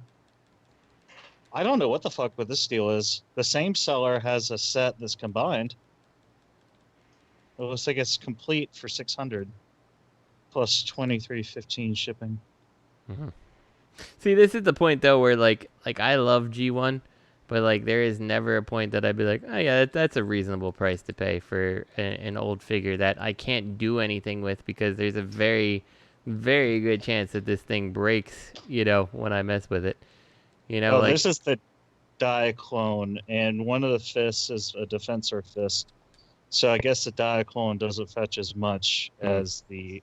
It says it has less combiner parts than the Takara, so maybe that fetches less. I'm sorry, Justin. No problem. So no, I just was saying like, you know, it's hypocritical because I don't really like to support the knockoff, but like this is definitely the case where like if someone did knock this set off, or well, I mean, I own a knockoff, but if someone did like one of the high quality G1 knockoffs, that kind of really looks like it's actually, Hasbro / Takara that made it, like, I would be all over it because, like, I'm sorry, like, it is unreasonable to just because of the rarity, like the $7,000 price tag or things like that. It's just too much for a very old vintage toy that will break. And there's no, like, you're going to know if you have one of those quote-unquote high-quality knockoffs. I have a few of those G1 ones, like Octane.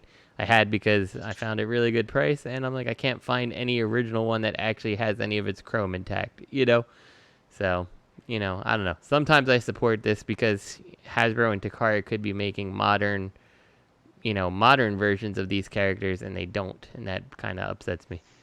So. Well, I wouldn't call it a knockoff. It's a fourth-party reissue. Yeah.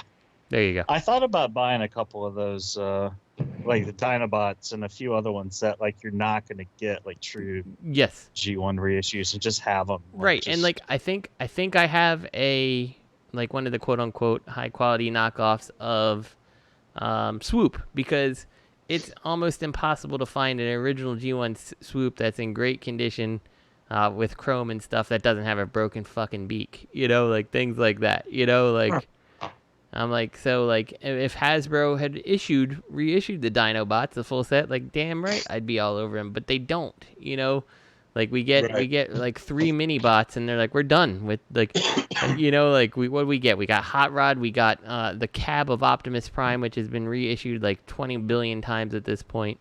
And we got the 3 mini bots, and they're like, yeah, we're done. That's good. Perfect. Thank you, guys. Yeah.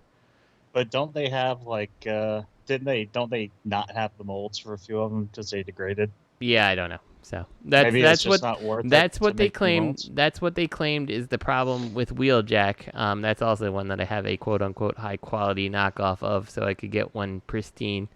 I have a regular one too, but I wanted one that looks really nice and it's racing decals and all that stuff. And, like, if another company can take your fucking toy and make molds out of them, why can't you? They're like, well, we lost the mold. Like, that's fucking stupid. That's the worst excuse that a toy manufacturer could make. Like, you clearly, haven't lost the mold on your Seekers that you used, and then, tweaked the mold a little so you could remake another 6 Seekers with that same fucking mold. So... I think, there's, like, evidence that some of these lost molds actually, like, got lost by the factory, or, like, these factories are the ones making the KOs, and so Hasbro's just like, yeah, we lost the mold. Mm-hmm. Like, they don't necessarily say, like, it fell out of my pocket on the way home. Mm-hmm. They're just like, yeah, we don't have the mold. Yeah. Yeah, or exactly. It's, like, switched hands, and, maybe they're just not, they don't pursue it, or they don't try to, like, they don't have, like, a good enough, like they don't reverse engineer a mold because, or whatever you call it, like, I don't know, maybe to try to cut off these KO manufacturers. I don't. Yeah. I don't. Yeah, I don't know. I've already gotten in one stupid KO discussion this evening. I don't really need to. But. Was it a fun discussion? No, it was the same old fucking beat your head against the wall. Well, actually, technically... What? Actually, technically, KOs are third party. You have this new influx of collectors going on right now, so they're rehashing arguments. They think they're novel arguments. It's just, ugh. Yeah, well, no, a lot of the same people are in the thread, too. Like, a lot of the same fucking people over and over and over. Because they want to feel important. They have new ears, to listen to them. Agree with me. Be my friend. Together we'll take down Greg for mercy and win the opinion war. Mm-hmm. I actually believe that was a verbatim post in the cafe. Someone said that. Be my friend and we can take down Greg for mercy. I feel like that was one of the groups that broke off the cafe. No, I feel really bad because I'm trying to avoid getting sucked into that stuff, and but it was just one of those, like, I'm glad I got the knockoff MP44 or whatever the fuck he is, whichever one Prime was, because it sucks.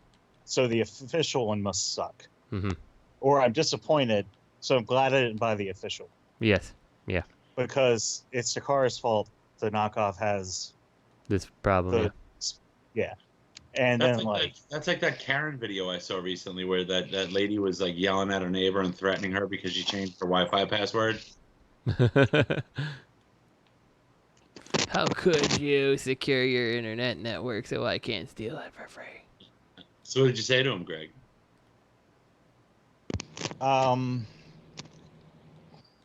So the usual. I'm not a lawyer, but this has been discussed ad nauseum. Yeah, I'll just invoice by both lawyers and armchair lawyers.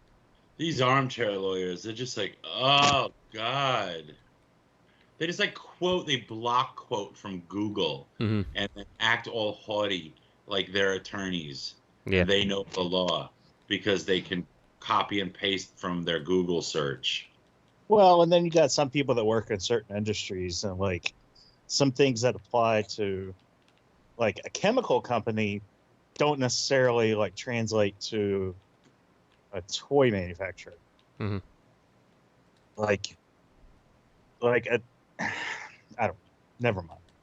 Never mind. Let's not get sucked into it. Let's not get sucked into it. Let's. At work today, I had a very fun scenario where I had an elderly lady, hard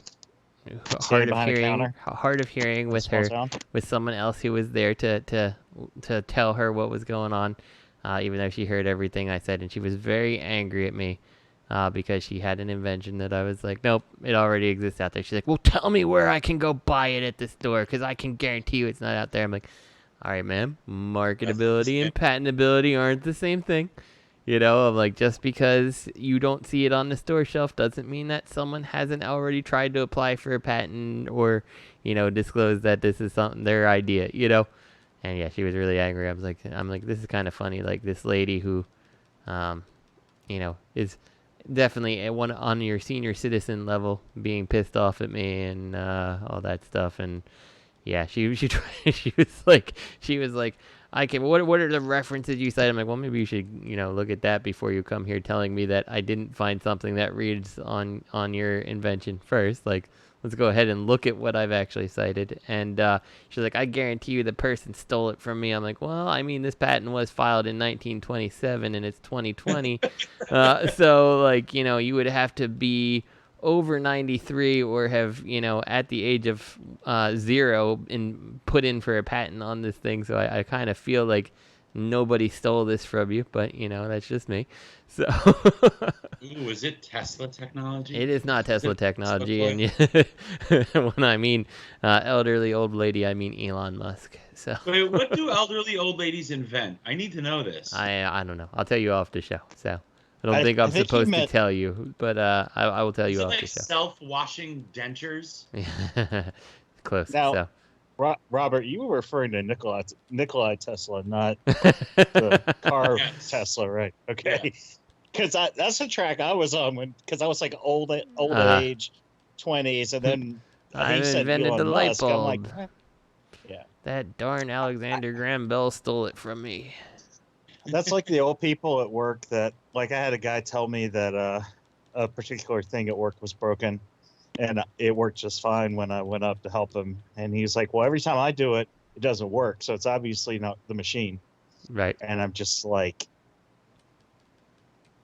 would you like to just have a seat and let me do this for you? Yeah, it's never the operator, always the machine. So. It broke right out of the box. I love those. I love when they post. The guy did that today. He posted a photo of a piece of his Astro train, his Thomas, that just fell off out of the box, and he doesn't know where to put it.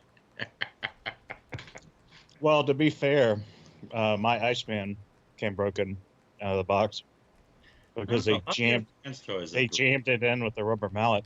That's how they got it in the styrofoam. So, you know. I'll let you know what it was, Robert. I sent you a message. So.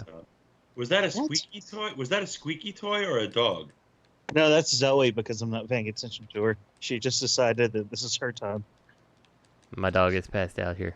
So she's beside me, and I have my hand on her, but I'm not moving it along her head and back, petting her. So she's making that noise. If I just stop, she clearly starts you failed as squeaking. an animal owner. So, But then when I pet her, she stops. But if like I'm not like putting forth extra like actual effort, if I'm not exerting energy in service of her, she makes that noise. Right. Basically.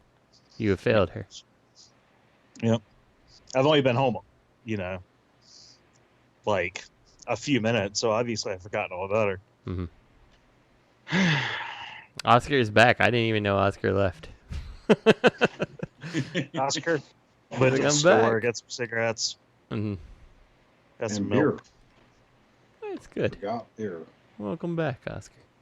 So Well, what's next? Take us to the next thing. God knows we can move on from Moon Studios. Whatever his name is, There's Raiden. a sitcom called Welcome Back, Oscar. Hey, I think that Moon Studios link was just a Trojan horse to get full of discussion. I think that's a fair statement. How about that? How about that freaking Speaking Christian of post? Trojan Horse, this will sneak its way into your collection. The Trojan Horse Dinobots. So what the fuck is this? Like, what is the... Like, where is this from? What is the fiction? Why should anybody care? Etc. Like... It's a pre-Beast Wars It's a pre-Beast Wars mode. Okay. Because Like, is this something that actually was in... Like, any fiction? Like, is this accurate to something? Or is this just kind of... Here's Dinobot, we've made it up? Or... Like, there was a bot concept where they all had like Earth modes. They were repaints of, I believe, some of the Cybertron line, some from the Armada. This is based on fan art. Same company as that Waspinator last week. Oh, okay. So this is a company that's taking people's fan arts and making toys out of them. Oh, is that in the notes? Speaking of which, the Megatron boobs for the Magic Square Megatron? No. There's an add-on That's kit. the stupidest fucking kit ever. Swear to God, speaking of fan art. Yep. It's That's how you based know on a it's- cartoon by a company called Flash Kits. They're super talented. They made that cartoon Transformers. Oh, I know what you're talking about. Yeah. So yeah, someone made the boobs to slap on your Megatron. You know a lot about this. I think because I've seen that cartoon. I've subscribed to their channel. They're a great animation company. Those guys are great. It's just two guys really. So yeah, they're pretty fucking cool. That's what I mean. But of course, someone wanted boobs for their Megatron. Now they're getting it. That seems reasonable. Hey, Oscar. Yeah. Don't assume my faction. Yeah. Okay. So, yeah, pretty much. They released a cartoon today about the Among Us game that everyone's memeing like crazy. So, yeah. Yeah, I still don't get that game. I mean, I get it, but like I don't. Like I understand. Popularity. I played it. I mean, it's kind of fun, I guess. Game? No. It's the game with the weird avatars that they have hands when they need to grab something or whatever, but there's just basically a spacesuit. They look like the bottom torso of a Teletubby. What? Yeah. God. What platform is this for? It's mobile and it's like on Steam for PC. Oh boy. Yeah. You ever notice how these I was gonna say, you ever notice how these shitty cell phone games you can always find them on PC as well? Yeah. PC Master Race, better than PlayStation. I can play. I can't even think of a mobile game. Never mind. I failed as a human. Yeah. Mobile Legends. Raid Shadow Legends. Guys, I watched this whole documentary about all the people who talk about it, and not like a documentary. It was someone who was pointing out a 30-second commercial. Yeah, the promos, they're like, I was approached by them, let me give you the truth behind what they ask you to do and all that stuff, I'm like, that's interesting, So. Yeah, I think this podcast This is the only YouTube channel and mine that was not approached by Raid Shadow Legends. Yeah. Hear me out. We dress Matthew Baldwin up like a female orc. Now, we put Gator's head on the male orc, and then we have the male orc mate with the Matthew Baldwin female orc. I mean, even Chris Hansen's channel was like sponsored by them. No, I'm kidding. But just imagine Chris Hansen. Today, we're going to continue our Onision investigation as we talk to someone who walked by his house today. But before we do, I want to talk about our sponsor is Raid Manscaped.com. Shadow Legends. Manscaped.com. Yeah. Your balls will thank you. Well, even Uncle Roger's got approached by a VPN. Like, we could at least get some of that VPN money. Yeah. Come on, NordVPN. We'll do a better job than Internet Historian in a commercial. Trust me. Whether I'm downloading child porn, editing the podcast, or just trolling my neighbor's Wi-Fi to spy on them in the shower.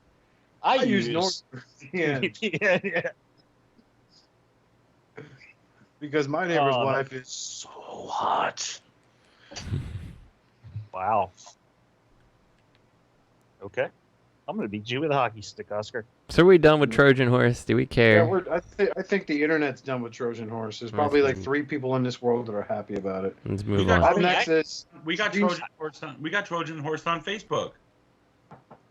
Some dude was like, "Oh, I'm just posting pictures of my Transformers," and then he posted like Bible scripture. You didn't see that? No. Oh yeah, that guy. He's like, and the Lord said, some in here's transmetal to Optimus Prime. And all these people just started freaking trolling him. Okay, anyway, sorry. God be with you. Dream Store Toys. Dream Star Toys Jet Combiner. This is the one that was being shared like crazy. I was just gonna say, buy my collection for Jesus. Scroll pass for hell. But you know. Is this just like a retool of Unique Toys Abominus? Dude, this looks good and looks like shit all at the same time. Ooh, those limbots. I never saw the limbots before. This guy missed. That looks rough. I mean, it's like if someone made a combiner completely out of like the Fans Project Snowman kit upgrades. Like if it was just they didn't turn to robots, they just turned into upgrade kits. Like all combined. That's what it reminds me of. It just looks like every upgrade kit to improve a Hasbro combiner just glued together like popsicle sticks. I'm not saying it's bad, and a lot of people seem to be into it, but it's just like it feels like third party 7 years ago where they just made big chugs where everything was chug. Mm-hmm.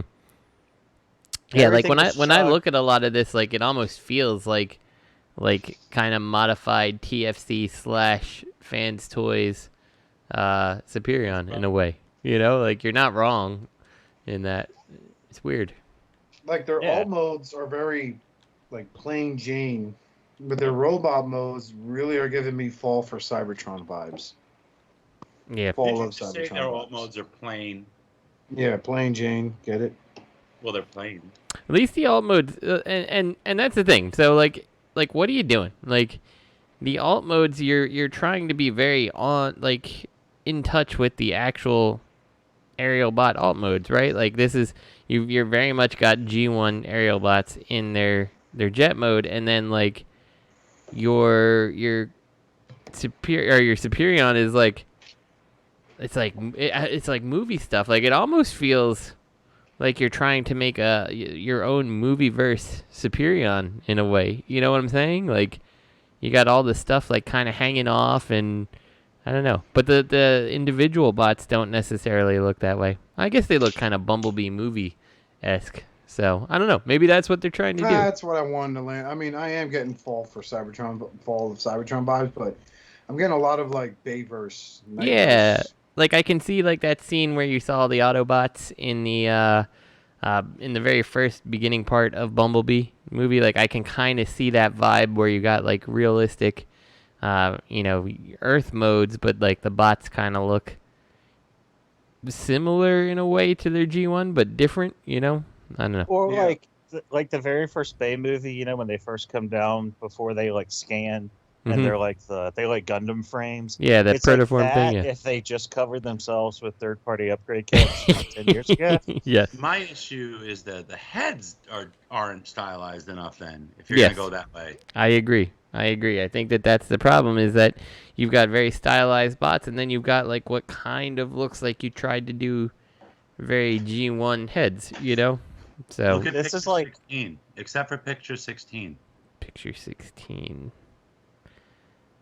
Look, it's Prime Megatron. Oh yes, definitely, 100%. This is like one of those like late 80s, early 90s like plot. Like, remember that episode of The Next Generation with I can never remember the dude's name. He's in everything and he's in nothing. Q. He was like the trash can man and Q. Not Q. No, not John Delancey. I know his name. No, the guy that was in. He was like in the Dawn of the Dead remake, and he was the pyromaniac exploity guy and The Stand, and he's in like a whole. Oh, the guy he was Max Headroom. That guy. Oh, okay. And the Walrus.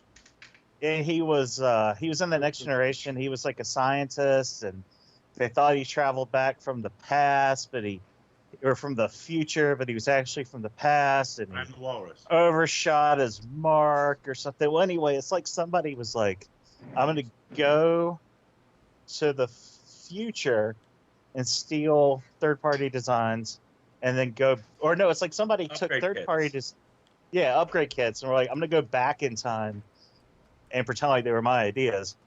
But then they overshot and actually went in the future. But it was too late to come back. I kind of fucked that all up. They overshot the state today. Can we just talk about Star Trek: The Next Generation instead of talking about this anymore?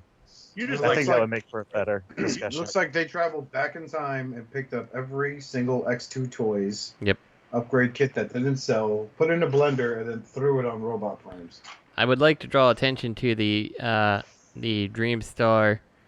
Dreamstar, or is it Dream? Because the pictures are all labeled Dreamstar. Anyway, it's if you go to picture 20, it's actually picture 2. It says Superion 2, but it shows up between 19 and 20, and you can see the Superion head. Does anyone else get the Make Toys Utopia vibe off that head? Yeah. Yeah. Yeah. I'm like, that doesn't look like Superion. It looks like Utopia to me. It's like abominous-y too. Like.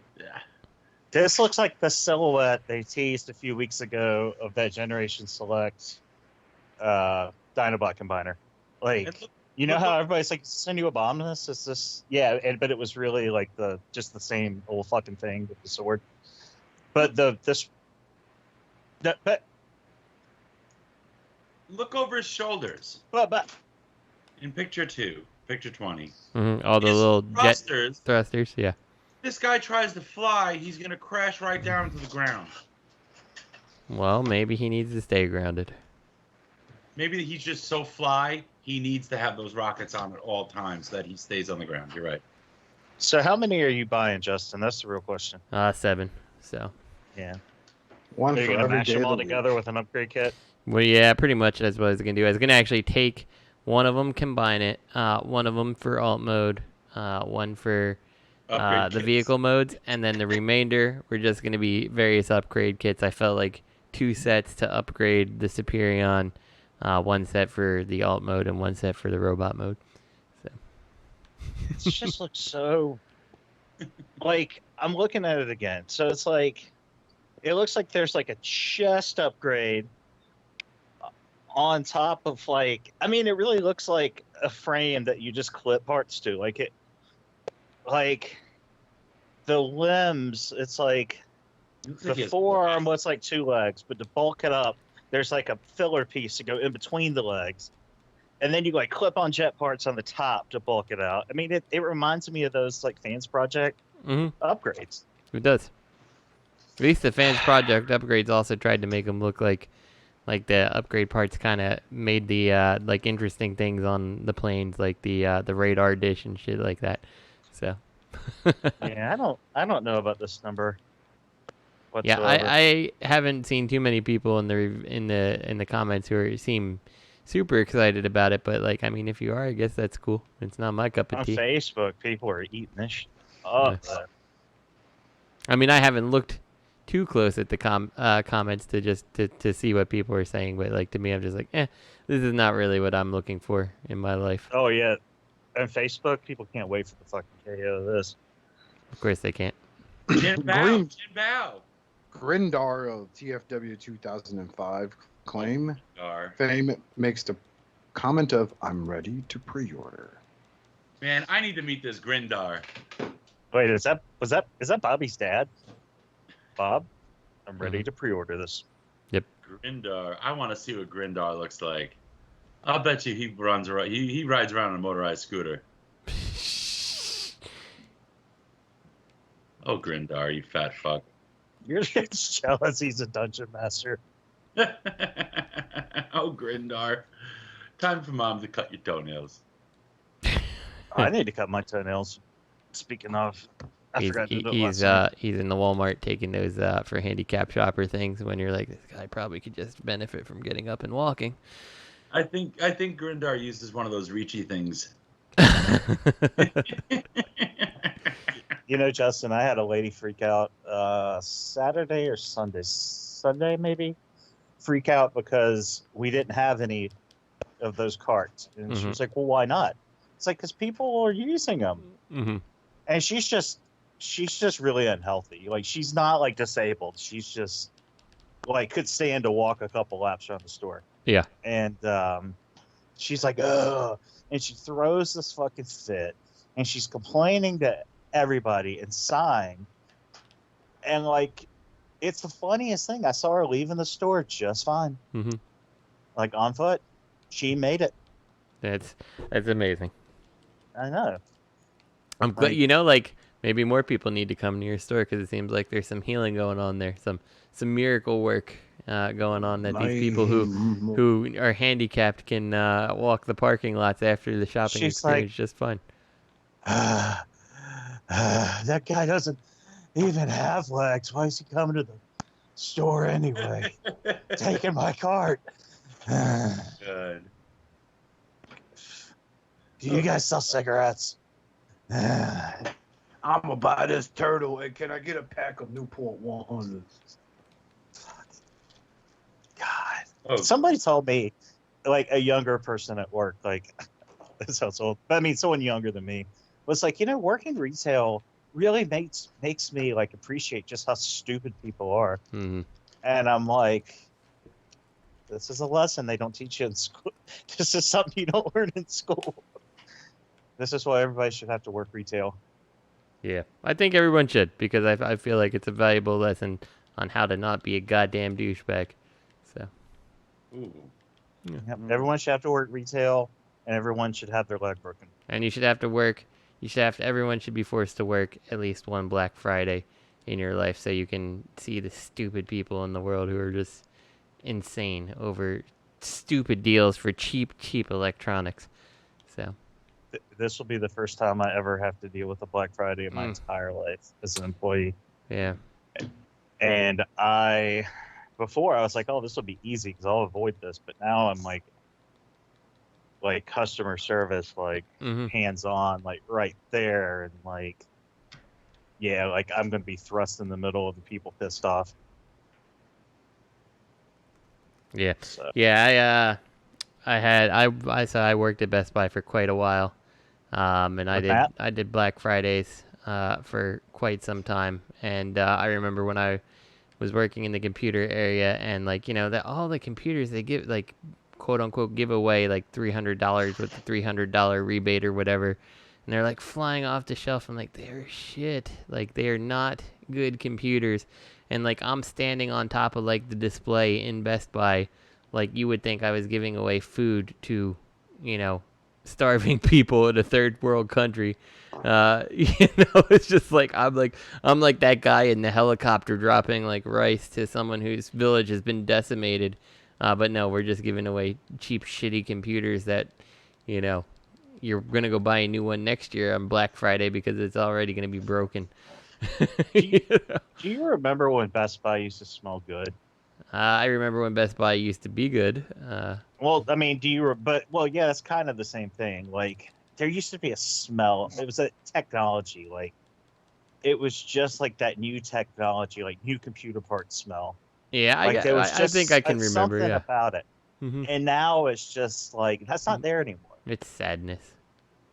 Yeah. Like, there used to be a smell to stores like that. Like, it's like back in the 90s, like 96, 97. Like, I can't, it's not the same. And it's not me being crazy. Like, No, it's like, not the same. Yeah.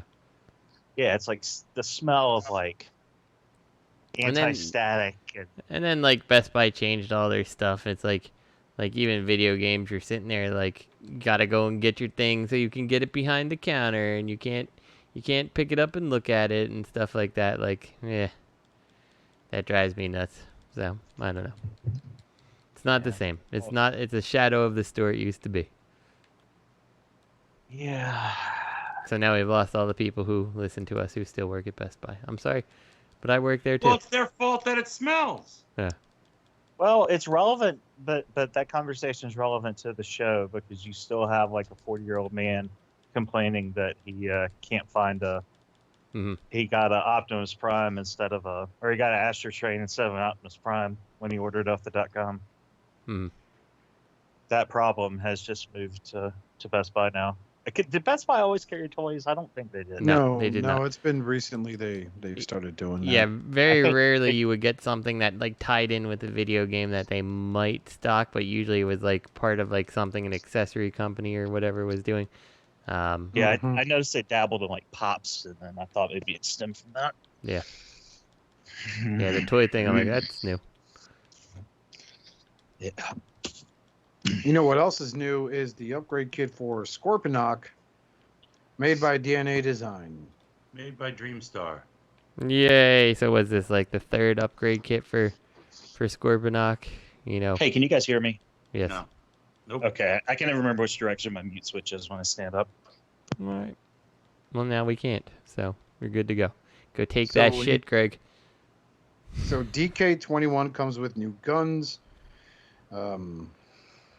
Here we go. Yeah, I'm looking at it. Articulated scorpion legs, articulated shoulder cannons, shield extension, an early pre-order bonus. You get a clear red visor. Yay! So, yeah, so we covered this one last week, right? But they were offering a clear.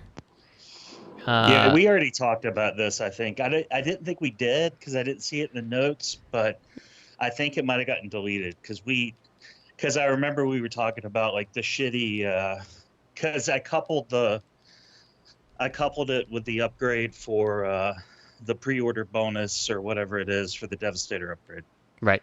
So this is the thing that's interesting, I guess, about this is, you know, I think last time we looked, we weren't getting the red visor. They just were doing the clear visor, and now they're adding the red, which I guess to me makes more sense that you're doing that. But it is what it is, right? It's just something else to, you know, do on this Devastator, which, you know, half of it's being done by, you know, 3D printer, like people now. You can find all this stuff online, you know, the guns and stuff for like Scorponok. So I don't know, it's fine. Well, I feel different about some of these upgrades, you know. Now, I mean, I know not everybody has a 3D printer, but like, you know, since I've got one, I'm like, this is a lot less exciting to me because like, I can just do this myself, you know. So I don't know. It's like, yeah, it's printing. See you tomorrow. Scorponok upgrades. Yeah. I want to get a resin printer. Then your puppy knocks over the printer, and then like it's all screwed up looking and shit. It's all over your floor. Yeah. What the hell's going on? My printer? No, my lucrative business investment. That's the only reason I got it. So just to be lucrative. That business face shield. Oh boy. No, is that like an homage to Energon? It's an homage to COVID. So. Oh, okay, to COVID. No, it's G1. G1 had the shield. I know. Because yeah, because G1 was just a regular headmaster sitting inside that big old head, and so they had to make the head look. They had to make the head look normal, so they obscured it with the shield to kind of distract you from the fact that he was just a regular old headmaster. on a big old body. Yeah, that was always an interesting decision on their part. Like, why did they choose to do the big robot for Fort Max, and then for Scorponok, they're like, no. He's just going to be a regular old headmaster, and we're going to go ahead and give him a big helmet, that is kind of comically oversized. That's also something I'm surprised no third-party company has just made like a larger head that would work for G1 Scorponok. Like, that kind of looks better. I don't know. I feel like that's an easy something you could do. Well, I always thought Perfect Effect would have done that. Yeah, exactly. It's right up their thing. Where that, remember Crazy Devi? Yeah. Remember them? Mm-hmm. They made all those little like upgrades, like new heads for like Devastator. Like, that would be perfect. It's just a new head for your G1 Scorponok. So, but fun fact: Crazy Devi's new name is now Lemon Tree. Is that true? No, it could change. Be. Yeah. But the G1 Scorponok was much smaller than Fort Max though too. So having a robot, it would still be grossly out of scale. Oh, of course. But someone now could be making like a Legends scale Scorponok or something, that turns into a more appropriate size head. Something like that, Yeah. So I love some good Chinese head. I'd say that all quiet because oof. Hiya. Mm-hmm. Actually, we got permission to say hiya. Mm-hmm. I think that was in his. It's his Gordon Ramsay video. Yeah, he said everyone should say hiya. If you're black, white, you yellow. are green. Say especially hiya, if you're green. You're green. You woke up green again. Hiya. Up next is the TT Hongli HF01 and HF02, which looks like looks a lot like those Flame Toys model gears, like the aesthetic of them, but they are transformable. Mm-hmm. So they have a Prowl prototype and a Smokescreen prototype. They look really cool. Yeah, they're made by the same company that made the Starscream Birds, which made model kit KOs, hence the model kit vibe. It does. Yep. And I'm sure the plastic's gonna be all thin and crappy on this one too. Yep, probably. It's absolute trash. It's just trash, bro. Yeah, except this time we gotta actually trash it for 5 minutes. We can't be like, oh, gotta go. Debates are on. Mm-hmm. Yeah. Yeah, I mean they look cool, but I like you're saying, Greg. I would not expect much out of the plastic and things like that. Yeah, it'd be fine. Yeah. It's like I look at these and I want to look for like an empty sprue tree behind them. Well, I've seen reviews and people are like, if you ever handled a model kit, it feels very similar to those. Like, it doesn't feel similar to those. It pretty much is though. It's like the same plastic. It's the same shit. Like, that's all they know how to make. I mean, it's like that same thin detail. They get detail by making thin parts that layer, but that doesn't always translate well to something like a quote unquote transformer. This company knows how to make Gundams. Okay, look at the photo where the guy is. It's like, okay, let me see, 5, 6. They're not numbered. I think it's photo number 11. I think it's 11, where he's holding Prowl up with fingers. He's giving Prowl a shocker. That is true. Hiya. Do you see that? Mm-hmm. Why you violate Toy? Toy do nothing to you. He's got 2 in the pink. Yeah. Stink. 2 in pink, 1 stink. You do that to Napoleon ice cream, not Toy. No one buy now. Yeah. It's too anime. It's too anime for my taste. It is. That sucks, man. I don't think it's anime enough. There's no crotch thrust action. Yeah. Thrust out. Ugh. No crotch stuff. Yeah, I'm not really I was feeling these when I saw them last week, but now it's like I'm having time to reconsider. Oscar just said that these were so last week. Yeah, Jesus Christ. Well, moving on to official news, Wonderfest Shanghai, also known as StatueCon 2020. Mm-hmm. Let's take a look. All right, so we Windblade have looks a cool. Windblade, a Six Shot, a Bludgeon, Optimus Prime, Starscream, Studio Tarn. Who is Windblade standing on?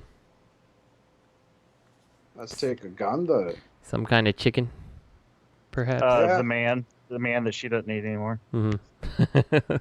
Oh, that was good though. Yeah, it looks cool. I think it's neat looking.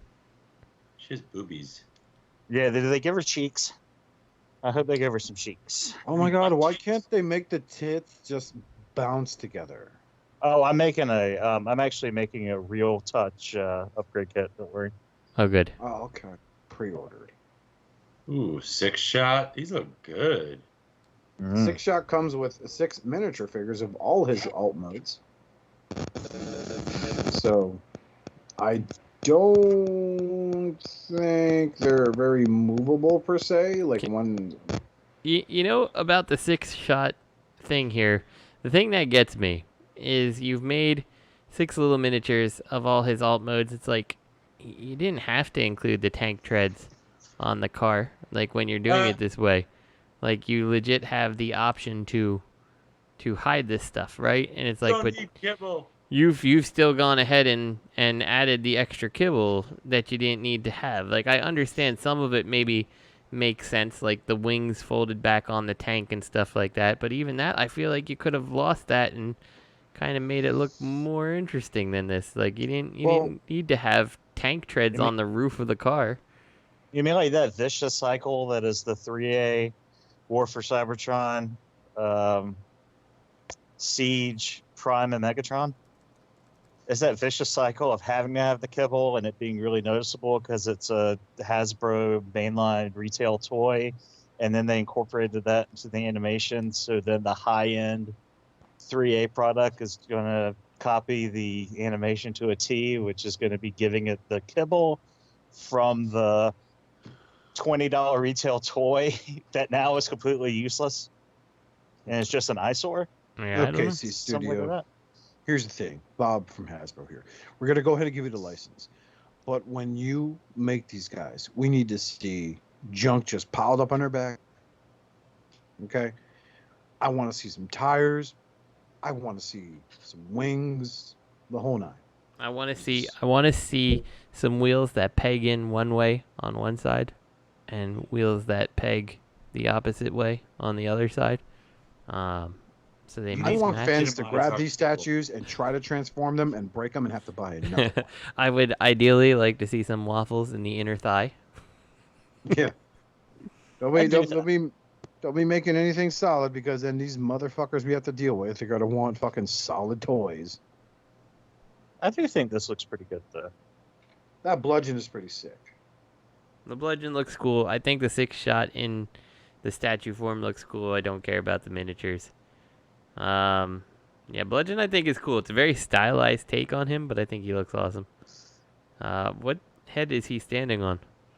It looks like a giant Ravage head. Yeah. So Windblade is standing on that Target exclusive Beast Hunters Steel Jaw or whatever his name was. Skylinks or not Skylinks, the one that we talked about it the other week with the Death Stars upgrade. Right, Mm-hmm. yeah. Wolfsbane or something stupid. Is that supposed to be Grimlock? Which one? Oh, and the 6 shot? The bludgeon. The, bludgeon. Oh. I mean, it's possible with how stylized bludgeon is, but I don't know.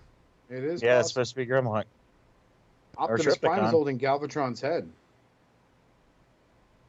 What? That could be Triptychon though, because look at the because that looks like he's riding on Triptychon's head, and that smoke is like Triptychon's head sticking out of the clouds. Okay. Wait, no. I thought it was Grimlock dressed as a 17th century nobleman.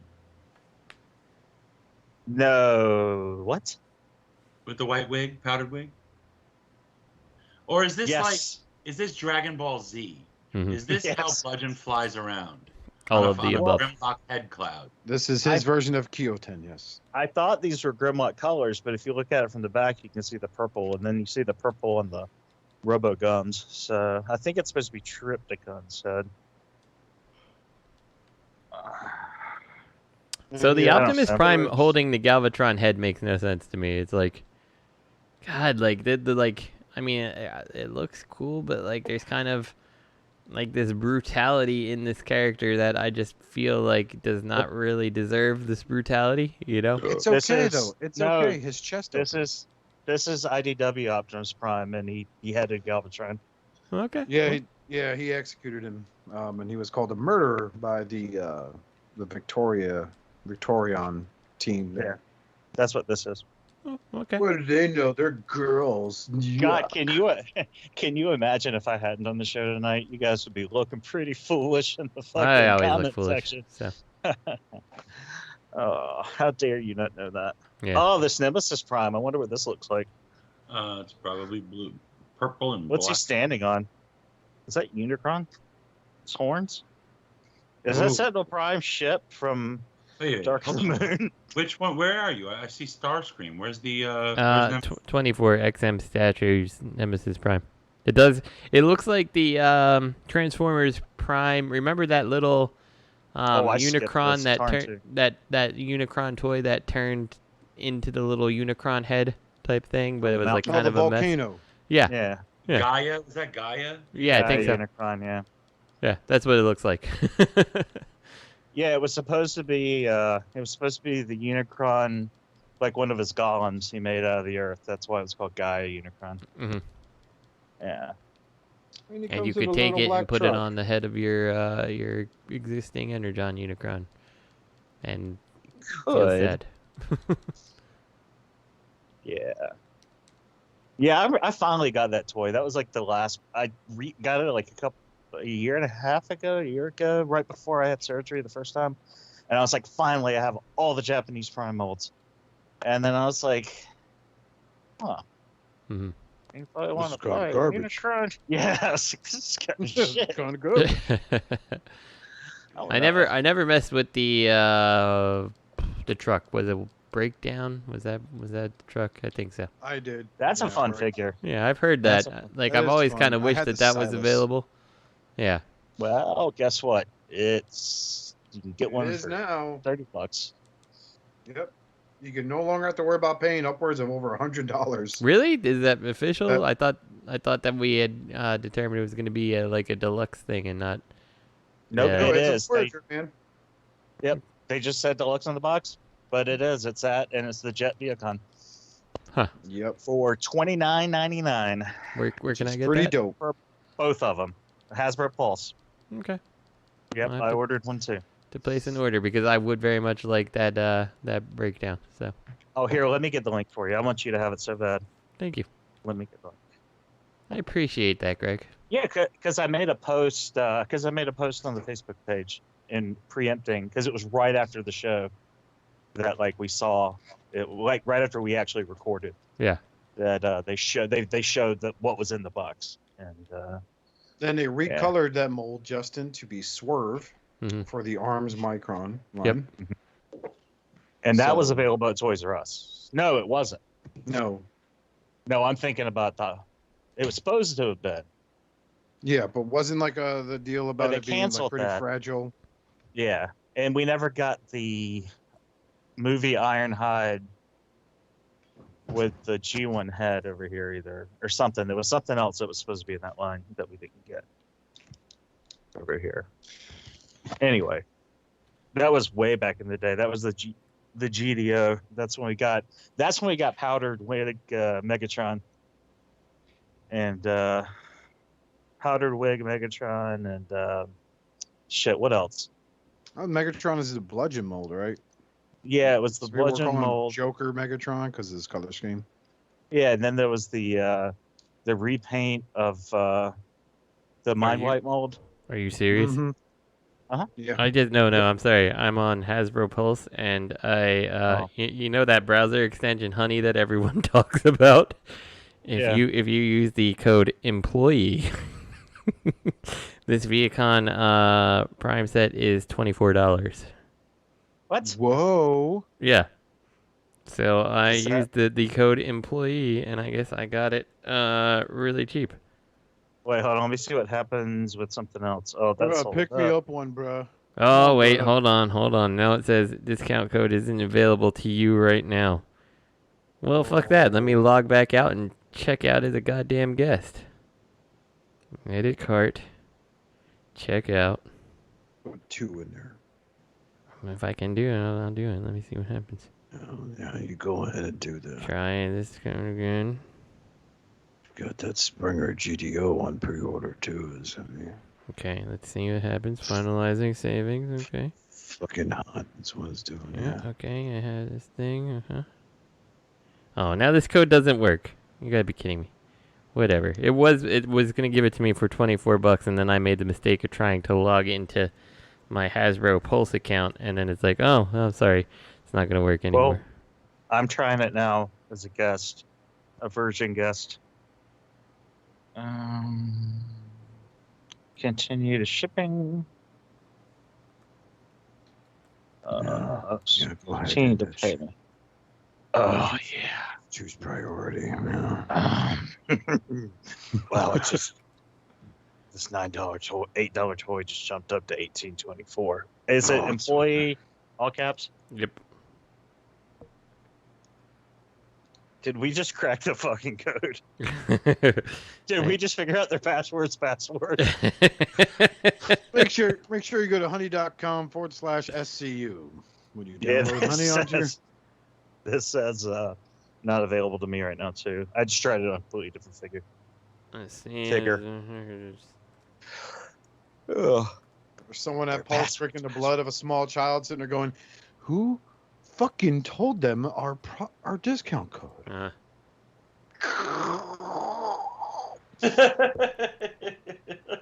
Yeah, so but that's an interesting insight into Hasbro, that if I'm presuming that this is some kind of employee discount code in this case, and like you would have to have $5 off, great deal. Yeah, like I put my name in and they verify it in their database that I work for Hasbro or something like that, and like come on, like this set, it just goes to show, like it's $40. It's a $40 for a Voyager and a Deluxe, and someone who works there can get it for $15. Like, it's, I don't know. That makes me feel ways. So I don't know. Oh, is it $40? Mm-hmm. I thought it was $29.99. No, $39. But I mean, even that's still a decent. That's still a decent deal for a Voyager and Deluxe, especially a mold that seems to go for hundreds of dollars. So. On October 2nd, I just searched my email for Pulse to pull up my order email. On October 2nd, it looks like Hasbro Pulse sent me a message that went to my promotions, and the subject line is Freya. Oh, boy. I'm going to screenshot this and put it in the chat. Now, I know what it's supposed to say, but I read it as Freya. It's the second one down. Yeah, I can see that. No, the third one down. I see it. Freya? Right above Twitter. Yep. Freya. Matt's probably like, what the fuck? Hell yeah, man. Friday, man. I love that dish. Fuck yeah, man. So McDonald's coming back with Friday at McDonald's. Roll Tide. Mm-hmm. Network refunded me from my Cobra Commander, and then they were like, "If whenever we ship it, you can keep it." The guy's like, "Just tell Hasbro." They're like, "Just make sure you let Hasbro know they fucked up." And I got my refund. And he's like, "But I'm not canceling your order. I'm just going to give you your money back." I'm like, okay. Nice. Yeah. A shipment from order has been delivered. What? Oh, I went back too far. We're going to go on to amongst yourselves. This week's question from Mr. MP Collector. Mm-hmm. where he writes in, Dear SCU crew, I didn't realize until earlier this week that the YOLO Park Optimus Prime was in a ballpark of $3,000. I am extremely impressed with the articulation and all the tiny details packed into this figure, but not for $3,000. The holdup isn't even necessarily the high price tag, but more the fact that I don't love the movieverse enough to justify the purchase. So that got me thinking, what figure or figures would I be willing to drop that kind of bank on? I came up with a short list for myself, but I'd love to hear your thoughts. Are there any figures you would drop $3,000 on? Which ones and why? Well, MP Collector, I want to start out by saying that I don't feel it's fair for me to judge what you would spend your $3,000 on. So I don't know what you value in your collection. So it's a hard question for you to ask me what I think you should spend $3,000 on. And what Justin's trying to say is, mind your fucking business, collector. Jesus Christ. No. I'm just saying that he's worded and said he's interested in our thoughts. What figures do we think he should spend $3,000 on? That was a question. So. No, what you would drop $3,000 on. I know what his question really was. I was just making fun of the wording. But for me, since I have rudely started talking first, none. Because I value more things than $3,000 toys. So. Well, what I would drop $3,000 on is an exosuit. Not like the one in the fucking movie. No, it would be just like. Well, first off, I need to be able to fucking wear $3,000 worth of Transformers stuff, man. Yeah, I mean, exactly, it's got to be like a whole suit of armor of like Springer. Or let's be real, I'd probably choose Ironhide. Because I just walk. Huh?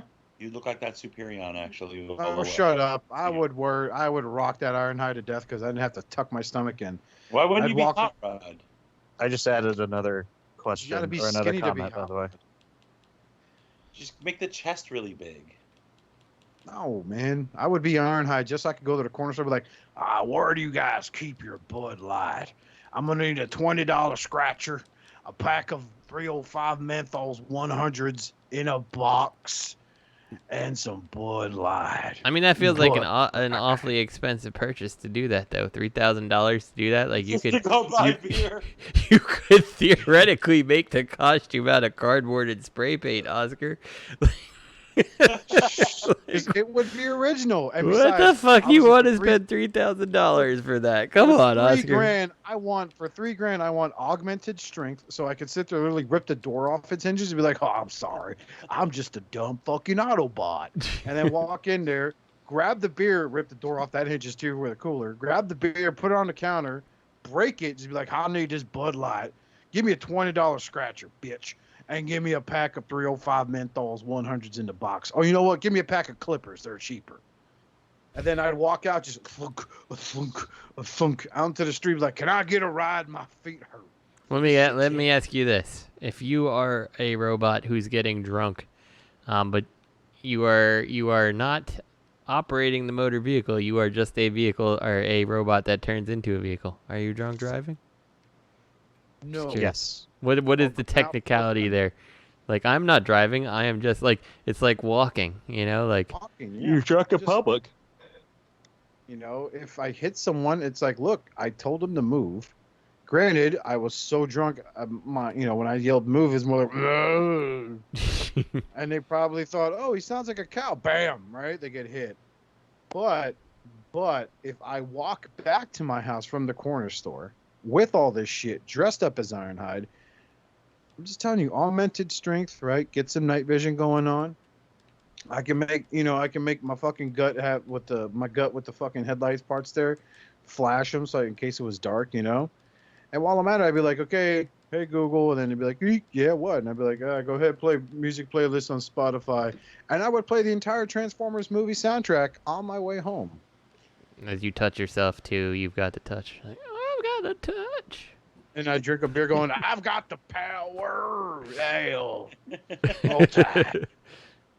I think, I'm trying to think of like what would be in the right price zone, right? So for $3,000, I would want like, let's say Whirl, that was actually, he automatically transformed into a helicopter that was like a drone that I could fly around.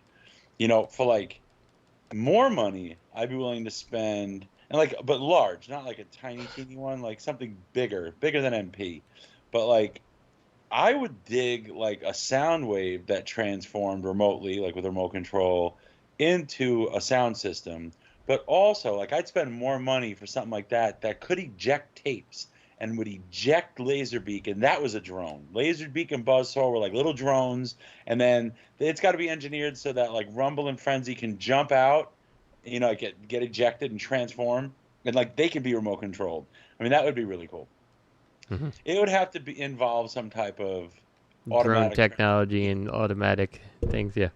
and like drone technology flying around, like all this stuff. That would be that. Those would be like, you know, those would be fun toys. That would be worth wasting all that money on. Yeah, I just feel like it's like $3,000. Like it's too much money for like a frivolous purchase like that. You know, like it gets hard to justify a Transformer when you get over like even the $200 range. Is like, do I really need that? Is this a character I really need? You know, like it's what stopped me from being like, yeah, I just want to check that out. It's like, well, you know, like the fans hobby, like the ones that are like based off Power Baser. I'm like, I got Power Baser. Like I don't need the Machine Wars Prime. You know, things like that. Like, right. I don't know if I really need to check out that Armada Prime after all. You know, like things like that. And like, you know, this is what if that's like, you know, 300. This is 10 times that price. Like, no. Well, So. there are people. I mean, people drop this kind of money on statues all the time. Oh yeah, yeah, absolutely. Level collector. Joe KW. Yeah. He's a big statue guy. I mean, this is like $3,000 is fine. Yeah, you know, it just sits there, and that to me, like, I'm glad you like your statue, but like I understand that purchase even less because I'm like I don't know if you were on the show yet, but I had said to Oscar, like, we were talking about action figures. I'm like action figures to me don't tend to hold the same appeal as like a Transformer because it's like an action figure is an action figure. Is like, you know, Oscar said like, yeah, you flip a Transformer back and forth, you know, whatever, and it's like, but an action figure, like Figure Arts Goku, like I have a million of them. I'm like, half of them just sit in the box. I take them out, look at them, and I'm like, I don't feel like I need to mess with that again. You know, like. Yeah, you're right. You're right. I have one Goku. I never got in on it. All the Gokus. Like, that's the thing. It's like they're just action figures. Yeah. That's it. I mean, like that's kind of why I backed out of G.I. Joe line. Like, I'd love to have actual, you know, renditions from the cartoon. Then I think I'd be interested because okay, I'm gonna put a shelf together, make like my favorite, you know, team from the cartoon, and be done with it. And it's like, but. You know, like all the kind of the crazy things and like Duke that doesn't look quite like I want Duke to look and stuff. I'm like, yeah, I'd probably be happy with it, but then I'd ultimately just be like, yeah, I'm good. You know, like this can go back in a box somewhere, because store it away. Transformers are toys we played with as children, and a part of playing with them was transforming them. You would also have the, you know, reenacting battles and stuff, but a big part of it was just changing it around, and that's something we still get to do on like a more complicated level. But G.I. Joes, what did you do as a kid with G.I. Joes? You would like maybe go into a bush with your friends and have them hanging off of twigs and shit, and you know, you're not doing that with these. Yeah, exactly. You're standing them on a shelf. That's all you're doing. You at most, maybe you're the type of person who is into or good at creating dioramas, and you've got you know, a shelf space, you just display them and you can make a little battle scene with them that you can change up once in a while. You know, things like that, you know? Well, what if they may transform into G.I. Joes? But transform into guts and bones. but they were like those mighty mutations from the the Marvel line. Yeah. I was gonna go across the lines of like I was Stick Punisher.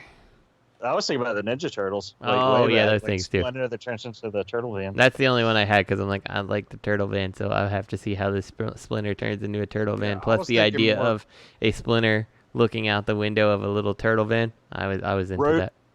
Road Ready Mutants or something. That is I was correct. thinking more across the lines of like, you know, new from Hasbro, G.I. Joe, Transformers, crossover. Duke transforms into Transporter Accident. And it's like a pile of just bones and meat You know, 7 easy steps. That's horrible. That's horrible. Cobra Commander transforms into tank backfire accident. Like half his body's blown off, folds up to the back, you know, and press the button. Once was a man. But they have to overdub the end of the commercial like they did the movie and be like, "Hey, everybody, looks like Duke's gonna be a-okay."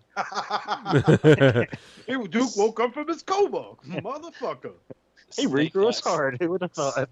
Snake Eyes has a bone spur accessory so we can dodge the draft. I don't know, man. It's just, these Joes had to have been more articulated. They needed to be hyper articulated, and they needed to have playability. Like they should have had magnets in their feet, and there had to have been some type of magnetized stands so you can really get them in crazy scenes. So you're playing with them in some way, but they didn't. They're just.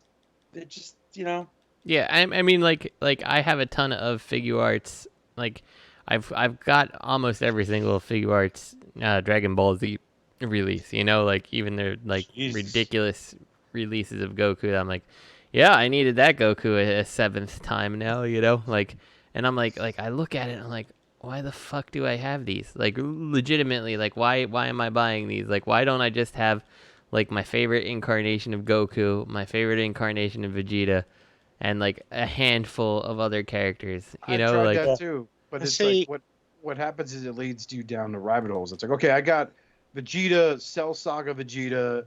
Then there's Super. Well, I want to get Super Vegeta though, because that's when he hit that new level. And then so it's a Vegeta with like a little more muscular and veins popping out of his fucking outfit. Exactly. Yeah.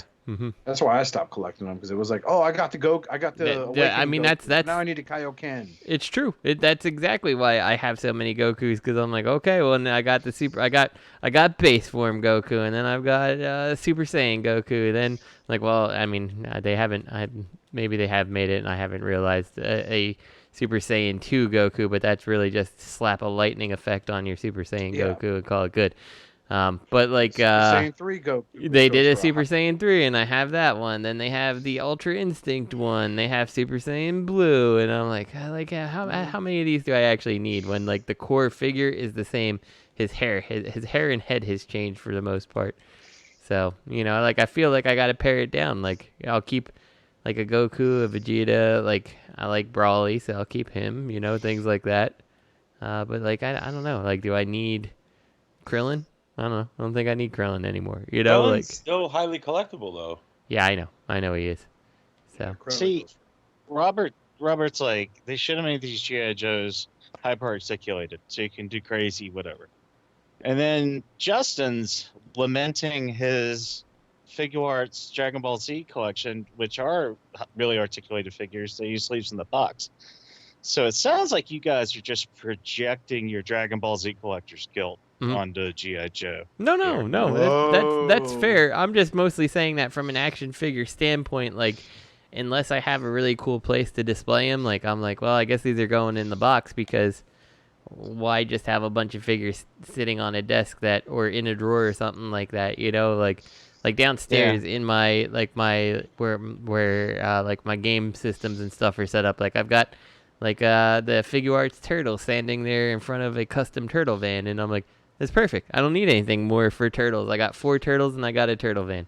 Like, as much as I'd love to have like go deep into a turtle rabbit hole, like there's no place for me to put like these Super 7 characters that is gonna look good. So it's either I keep changing things out, or I just go ahead and not get them, or I go ahead and leave them in the box if I get them.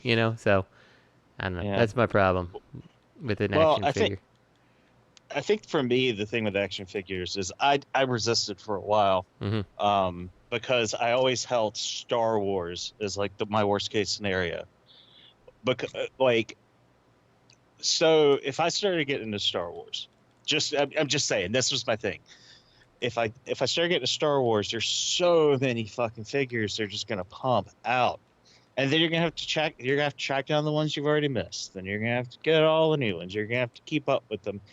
And then like Marvel Legends, there's so many different there's so many different comics, and they're pumping out like 3 different series, 3 different waves from 3 different series at one time.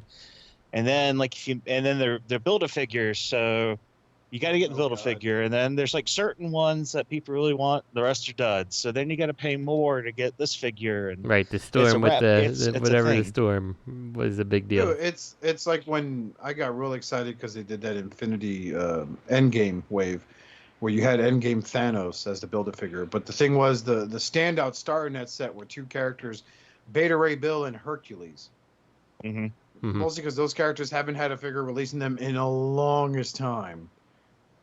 And that's oddly the same wave that got me out of collecting Marvel Legends, man. Because I got the whole wave. I pre-ordered the wave. I got the wave in. I built my Thanos. And then it was just like, okay, it's here. Mm-hmm. But see, with Marvel Legends, I only collect the...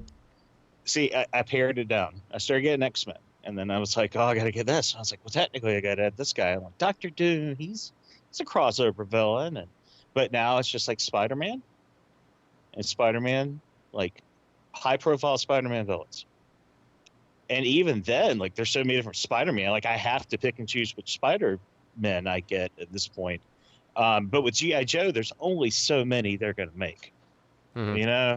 And there's a lot more, like, pick and choose. Like, I can skip Arctic Recon Duke if that ever comes out. You know, I don't have to get every one. And, like, I don't have to pay, like, crazy money. See, that's the thing of the Target thing, though. That's something that a lot of people, I guess, are kind of like bailing early because they're like, well, if they're going to make some main characters Target, but like, I don't know. Yeah, the only counterpoint and Beachhead. I've been searching for Beachhead for weeks now, and I'm not paying $70 for a fucking glorified Marvel Legend with extra accessories. Yeah. See, Beachhead was the first. I mean, Beachhead was the first one of that I got of that Cobra Island. I got Beachhead. I never got Roadblock. I saw him. I've had him in hand several times and just didn't want to get him. And then I got a Baroness, and I got a Cobra Trooper. Yeah, people that Beachhead's have not like 40 of them. Beachhead isn't as good as people say. That's the only G.I. Joe. Sand everywhere, and that's the only G.I. Joe I had when I collected G.I. Joe as a kid that I really, really liked. Because I was a kid, I was like, oh, he looks like this Firefly guy. Oh, but he's a good guy. So, I mean, that's the one that sticks out. That's like, I really want that on my shelf. Mm-hmm. But I can't find it. And whenever I do find someone selling it, it's like, yeah, 75 plus shipping. It's like, hey, you dick. I'm not fucking paying your fucking outrageous prices. See, what's really scary is Robert and I are on the same wavelength tonight. You usually are, Greg. I'm going to dial you tonight. You're going to what? Butt dial me? Okay. Yeah, because I knew where you were going with that before you even got all the words out of your mouth. I heard Beachhead coming out of Robert's mouth. I'm like, I know where he's going with this. But yeah, with Star Wars, like, I started collecting Star Wars. I was like, all I need is Darth Vader. And look at me with 3 cases of Clone Troopers on order. Jesus. You know? Yeah, it's a slippery slope. It is. Whoa. We could just title this episode Rabbit Hole because we've gone through a whole lot of them. Mm-hmm. I think you guys went down the racism rabbit hole. Mm-hmm. Yeah. People do that with Transformers with the repaint. I mean, like with the Seekers, it's the most obvious. Like, do you really need all the fucking Seekers? Do you? You know? Well, that's the thing. Get the main 3 and the cone heads, but they're just making ones fucking up.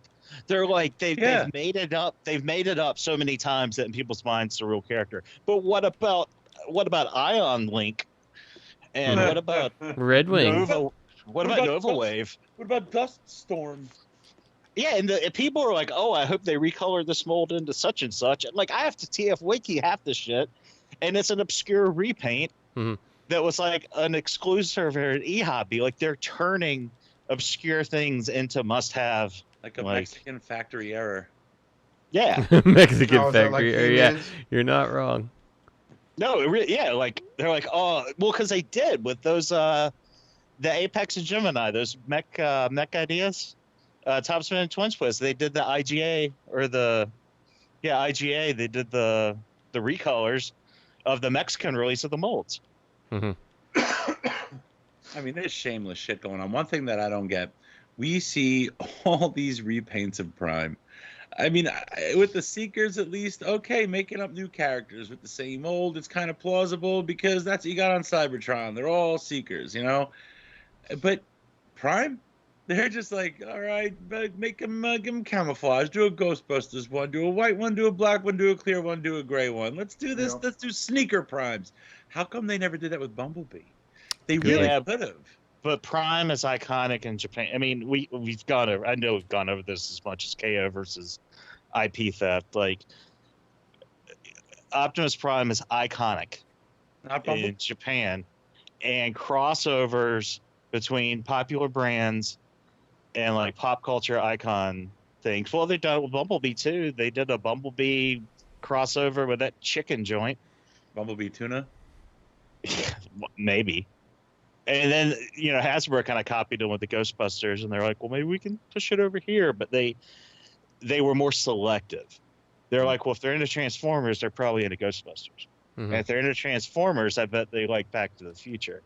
But in Japan, it's like 7-Eleven Prime, and it's like LeBron James Prime, and Prime ramen noodles. Prime ramen noodles probably is a thing. Oh, I'm gonna get the show shut off right now. It's like they have they color him. Well, never mind. I'm not even gonna go there. That's so bad. Whoa. Well, you know, New Age. I was gonna say have one red, black, and silver, and call it Kobe Bryant edition Prime. COVID Prime. Looking like a helicopter crash, but it probably exists, Robert. Well, New Age did the Turtles. New Age is just fucking out of their fucking minds. New Age just likes money. And they know there's no longevity in what they do, so they don't give a fuck about running the molds. Like, they're not trying to conserve their molds for future use. New Age got to release some a world, then they're gonna redeco it into a Kobe Bryant, so he transforms into a helicopter. New Age is run by Jack Nicholson's Joker. From that scene, like Ace Chemicals makes New Age. They're taking them out a whole new door. I want a TV dinner tray with an inset ramen bowl or a soup bowl, right? But the dinner tray is shaped and painted like Prime's damaged torso, and the soup bowl is in the hole that Megatron shot. Dude, I want to eat soup out of his guts. Some company made a fucking ramen noodles model kit. What? That popped up on my Facebook feed. Ramen noodle model kit? That's a Nissan. No, that's a Nissan Bandai. I think that's another huge Japanese partnership with the brands. Bandai makes the model kits. Kit, I have two on order for me and Kit because she wanted one. So are the noodle pieces on sprues, and you have to match them up to make? Yeah, you build it. You put the text on there and everything, and then you trim out your little pieces of egg and mystery meat and peas, and you cut your spring onion and throw on there, and then you seal the whole. Spring onion is a garnish. And then you don't saute onion, and then you seal the whole thing with a sticker. So after all that work, you seal the top of it with a sticker and put it in your cabinet. Oh God, I think it's kind of cool. Watafa did a review of it, and he seemed to be excited about it. But yeah, I googled Nissan Bandai crossover or like partnership or whatever, like because I was trying to find them cheaper than Big Bad Toy Store, but I couldn't find them on Amazon Japan. And I pulled up all sorts of shit. Like there's all sorts of crossovers with Cup Noodle over there. Because it's an iconic thing. It's iconic. Like 7-Eleven's bigger. Like there's more 7-Elevens in Japan. Than there are in the entire United States. Like in like Tokyo. And like major cities over there. I mean that's a big thing. So why wouldn't they do a 7-Eleven Prime? They sell toys in 7-Eleven over there. So why wouldn't they sell Transformers? So why wouldn't they sell an Optimus Prime? But over here it's a foreign. For lack of a better, no pun intended, it's a foreign concept. Oh, and everybody's just like, oh, Takara's just making another fucking repaint for us to buy. It's like we have to special order it between the hours of 3 and 5 a.m. on this one website, and we have to use a third-party shipping company to fucking get the order here. They're just making us buy them, shoving it down our throat. But anyway, I took a couple of caffeine pills too before I got on because I was tired. And those motherfuckers are kicking in, so I apologize. We are going to call it because it is getting late, and I got to. I added a comment. Read the comment. I added it. It was in the email. Don't fucking sigh. Read the goddamn comments. You sound like the little girl. Read it or Robin will read it. Okay, Karen Hint. It's nice. All right, what's up, SCU crew? Just writing to say thank you for the great content week after week. I mean, I don't listen anymore, but if I did, I'm sure it's great. Thanks for staying consistently funny and quality. Tyler G. Thank you. Why are you always giving Tyler Gillette such a hard time? Why are you always fucking mean to him? Who, me? No, Oscar. He's always mean to Tyler. Everyone's mean to him. Blocking him on Facebook. Not reading his questions. Block Tyler G. I don't know. You kept tagging him saying Oscar unblocked Tyler. I remember it. And Oscar's like, I don't know why he's blocked. I didn't do it. I got it from seeing Robert's name popping up in my Facebook feed, telling Oscar to unblock him. That's the only reason I remember why I blocked him, dude. Honestly, I think he may have said something. I think he may have said something stupid like years ago or something like that. Oscar was offended by his heavy metal driving. I don't know. We'll read one more. Okay. Read the Sencho one. Come on, read the Sencho one. You know you want to. Where's the Sencho one? It should be underneath the next MP Collector one. Nope. Oh, nope. Well, I guess that one got read. I swear there was one there. There was a Sencho one. Something about Maria or something. Yeah, I answered that like a couple of weeks ago. Oh, well. It was still in the notes up until recently. Up until... We're going to read this next one. Just wanted to let you guys know that you still have at least one loyal listener, and I can't wait for Fridays. The cast is perfect because of the variety of personalities that all mesh together. And in your current, in my opinion, best incarnation, when I listen, I always get amazed and notice how much you guys mirror the Ghostbusters. Oscar's comedic timing, voices, and driving the show, Ray Stantz. Justin's matter-of-fact, scientific, dry humor approach to things, Egon Spandler. But man, this guy would be surprised by the savageness that Justin holds back. Greg's get off my lawn persona, Winston Hedmore. And Matt is Louis Tully. And Robert D. being, well, Robert D. Peter Venkman.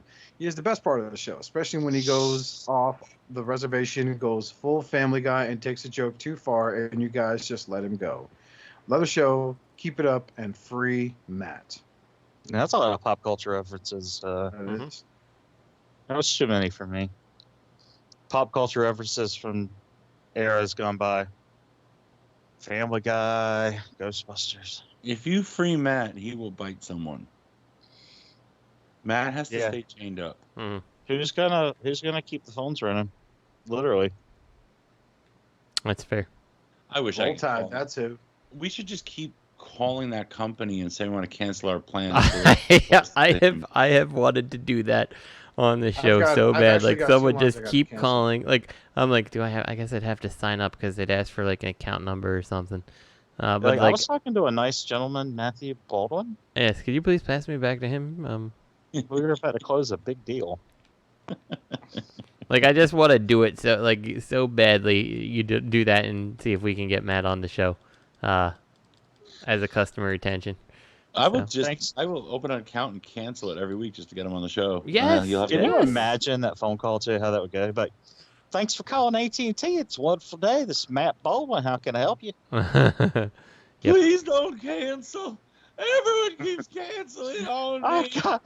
I got a pug at home. He eats a lot. I got to feed him. Old Deluxe really needs a retention today. Come on, guys. I only get paid if there's a retention, please. He's like Gil the salesman from The Simpsons, except he works at AT&T. Retention. Old bald deluxe B man needs some attention today, baby. Come on, Tide. I hate my fucking job. I literally had to cancel 2 lines because we have 2 tablets in our account that I haven't used one in over a year. My wife's barely using hers because she's always on Wi-Fi. So yeah, I got that too. So I will be giving them a call tomorrow night. All right. Well, if you can, take the call, give them a call, and then let's get call back when we're doing the show with Matt Baldwin on the line. Just keep hanging up until I can call back. Say sorry, I have this shitty AT&T service that keeps dropping my call. I had to look up Outback to see what it was because I couldn't remember what the exact item was. But I'd be like, first it was a bloomin' onion, but now they got bloomin' chicken. I really need this sale. It's getting expensive to live here. Oh, gators eat me out of house and home. Roll Tide, roll Tide. I told Lisa I'd buy her something nice.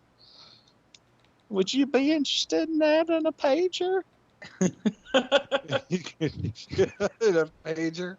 I can give you a better deal if you just add 5 landlines, please. Look, all I require is a donation from you so I could restart Smart Beeper Company. Beepers are coming back, man. It's all about nostalgia. All right? You know how to write boobies on your phone? I can tell you how. You can spell hello. If you really need to get a hold of somebody, you just keep beeping them 911. They're going to call you. My friend, when we were in law school, I didn't realize he was at a wedding, and he forgot his belt, and he was like in the wedding party or something, and he was walking up the aisle, and I started beeping him nonstop, and he went to grab the beeper, and his pants fell down. I just pictured Robert, a 20-something-year-old Robert, with a huge Zach Morris cell phone at a wedding. I just say, beep, boop, boop. This phone call just cost me $7. Worth it. Fuck you, worth it. I believe that would be a true statement. So we're gonna go ahead and call it a night. It is late. So you can always check out T2RX6 over on his YouTube under the T2RX6. Do some fucking videos. He ever makes a video, Jesus. Everyone else here contributes. Justin, I know.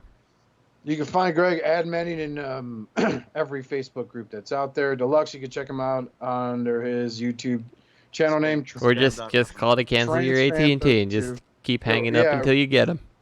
Call AT&T and threaten to cancel, and they'll transfer you to retention immediately. Always check me out on Oscar and J-Boy.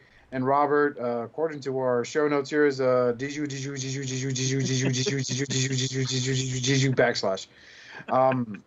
Be sure to check out our friends over at the Cool Table, especially the Rumble Collectors. Shout out to Eddie on the Bandcamp app for boats and beer. Also, a lot of you have been PMing me, and I want to just say this real quick. Yes, there is a Sensual Barbosa cartoon in the makes. I'm actually working on it now. So it's been taking up. It's a hentai. No, what I am doing is if anyone has a significant other that would love to cameo voice on it, because I need lots of female voices on the show and male voices. I don't care. If you give me this retention, I'll do it. If you let me save at least 2 lines, man, roll Tide. I'll get Lisa on the phone. I'll splur. Gator's a real whore. He'll do it. So you hear Gator in the background at the call center. And that's him sleeping. So on behalf of me and the entire SCU crew. Wait, you forgot the Gentleman's Podcast. There's a Gentleman's Podcast? Yes. Who does that? Stasis Lock. All right, our friends over at Stasis Lock. It's just not the same without Tyler G on it, man. Be sure to check them out. And also be sure to check out Robert on 4 Dummies, because he's a corporate sellout. Yeah. So, monetization. Man, I don't get paid. Yeah, you do. Bobby hogs all that money. All $5. It's more. It's got to be more than 5, bub. So on behalf of Forsaken Primus, please collect responsibly, be good to yourselves and each other, and as always, be good people. Don't forget to vote. Hiya. I'm your host, Oscar Alonso, telling you, have a nice day somewhere else.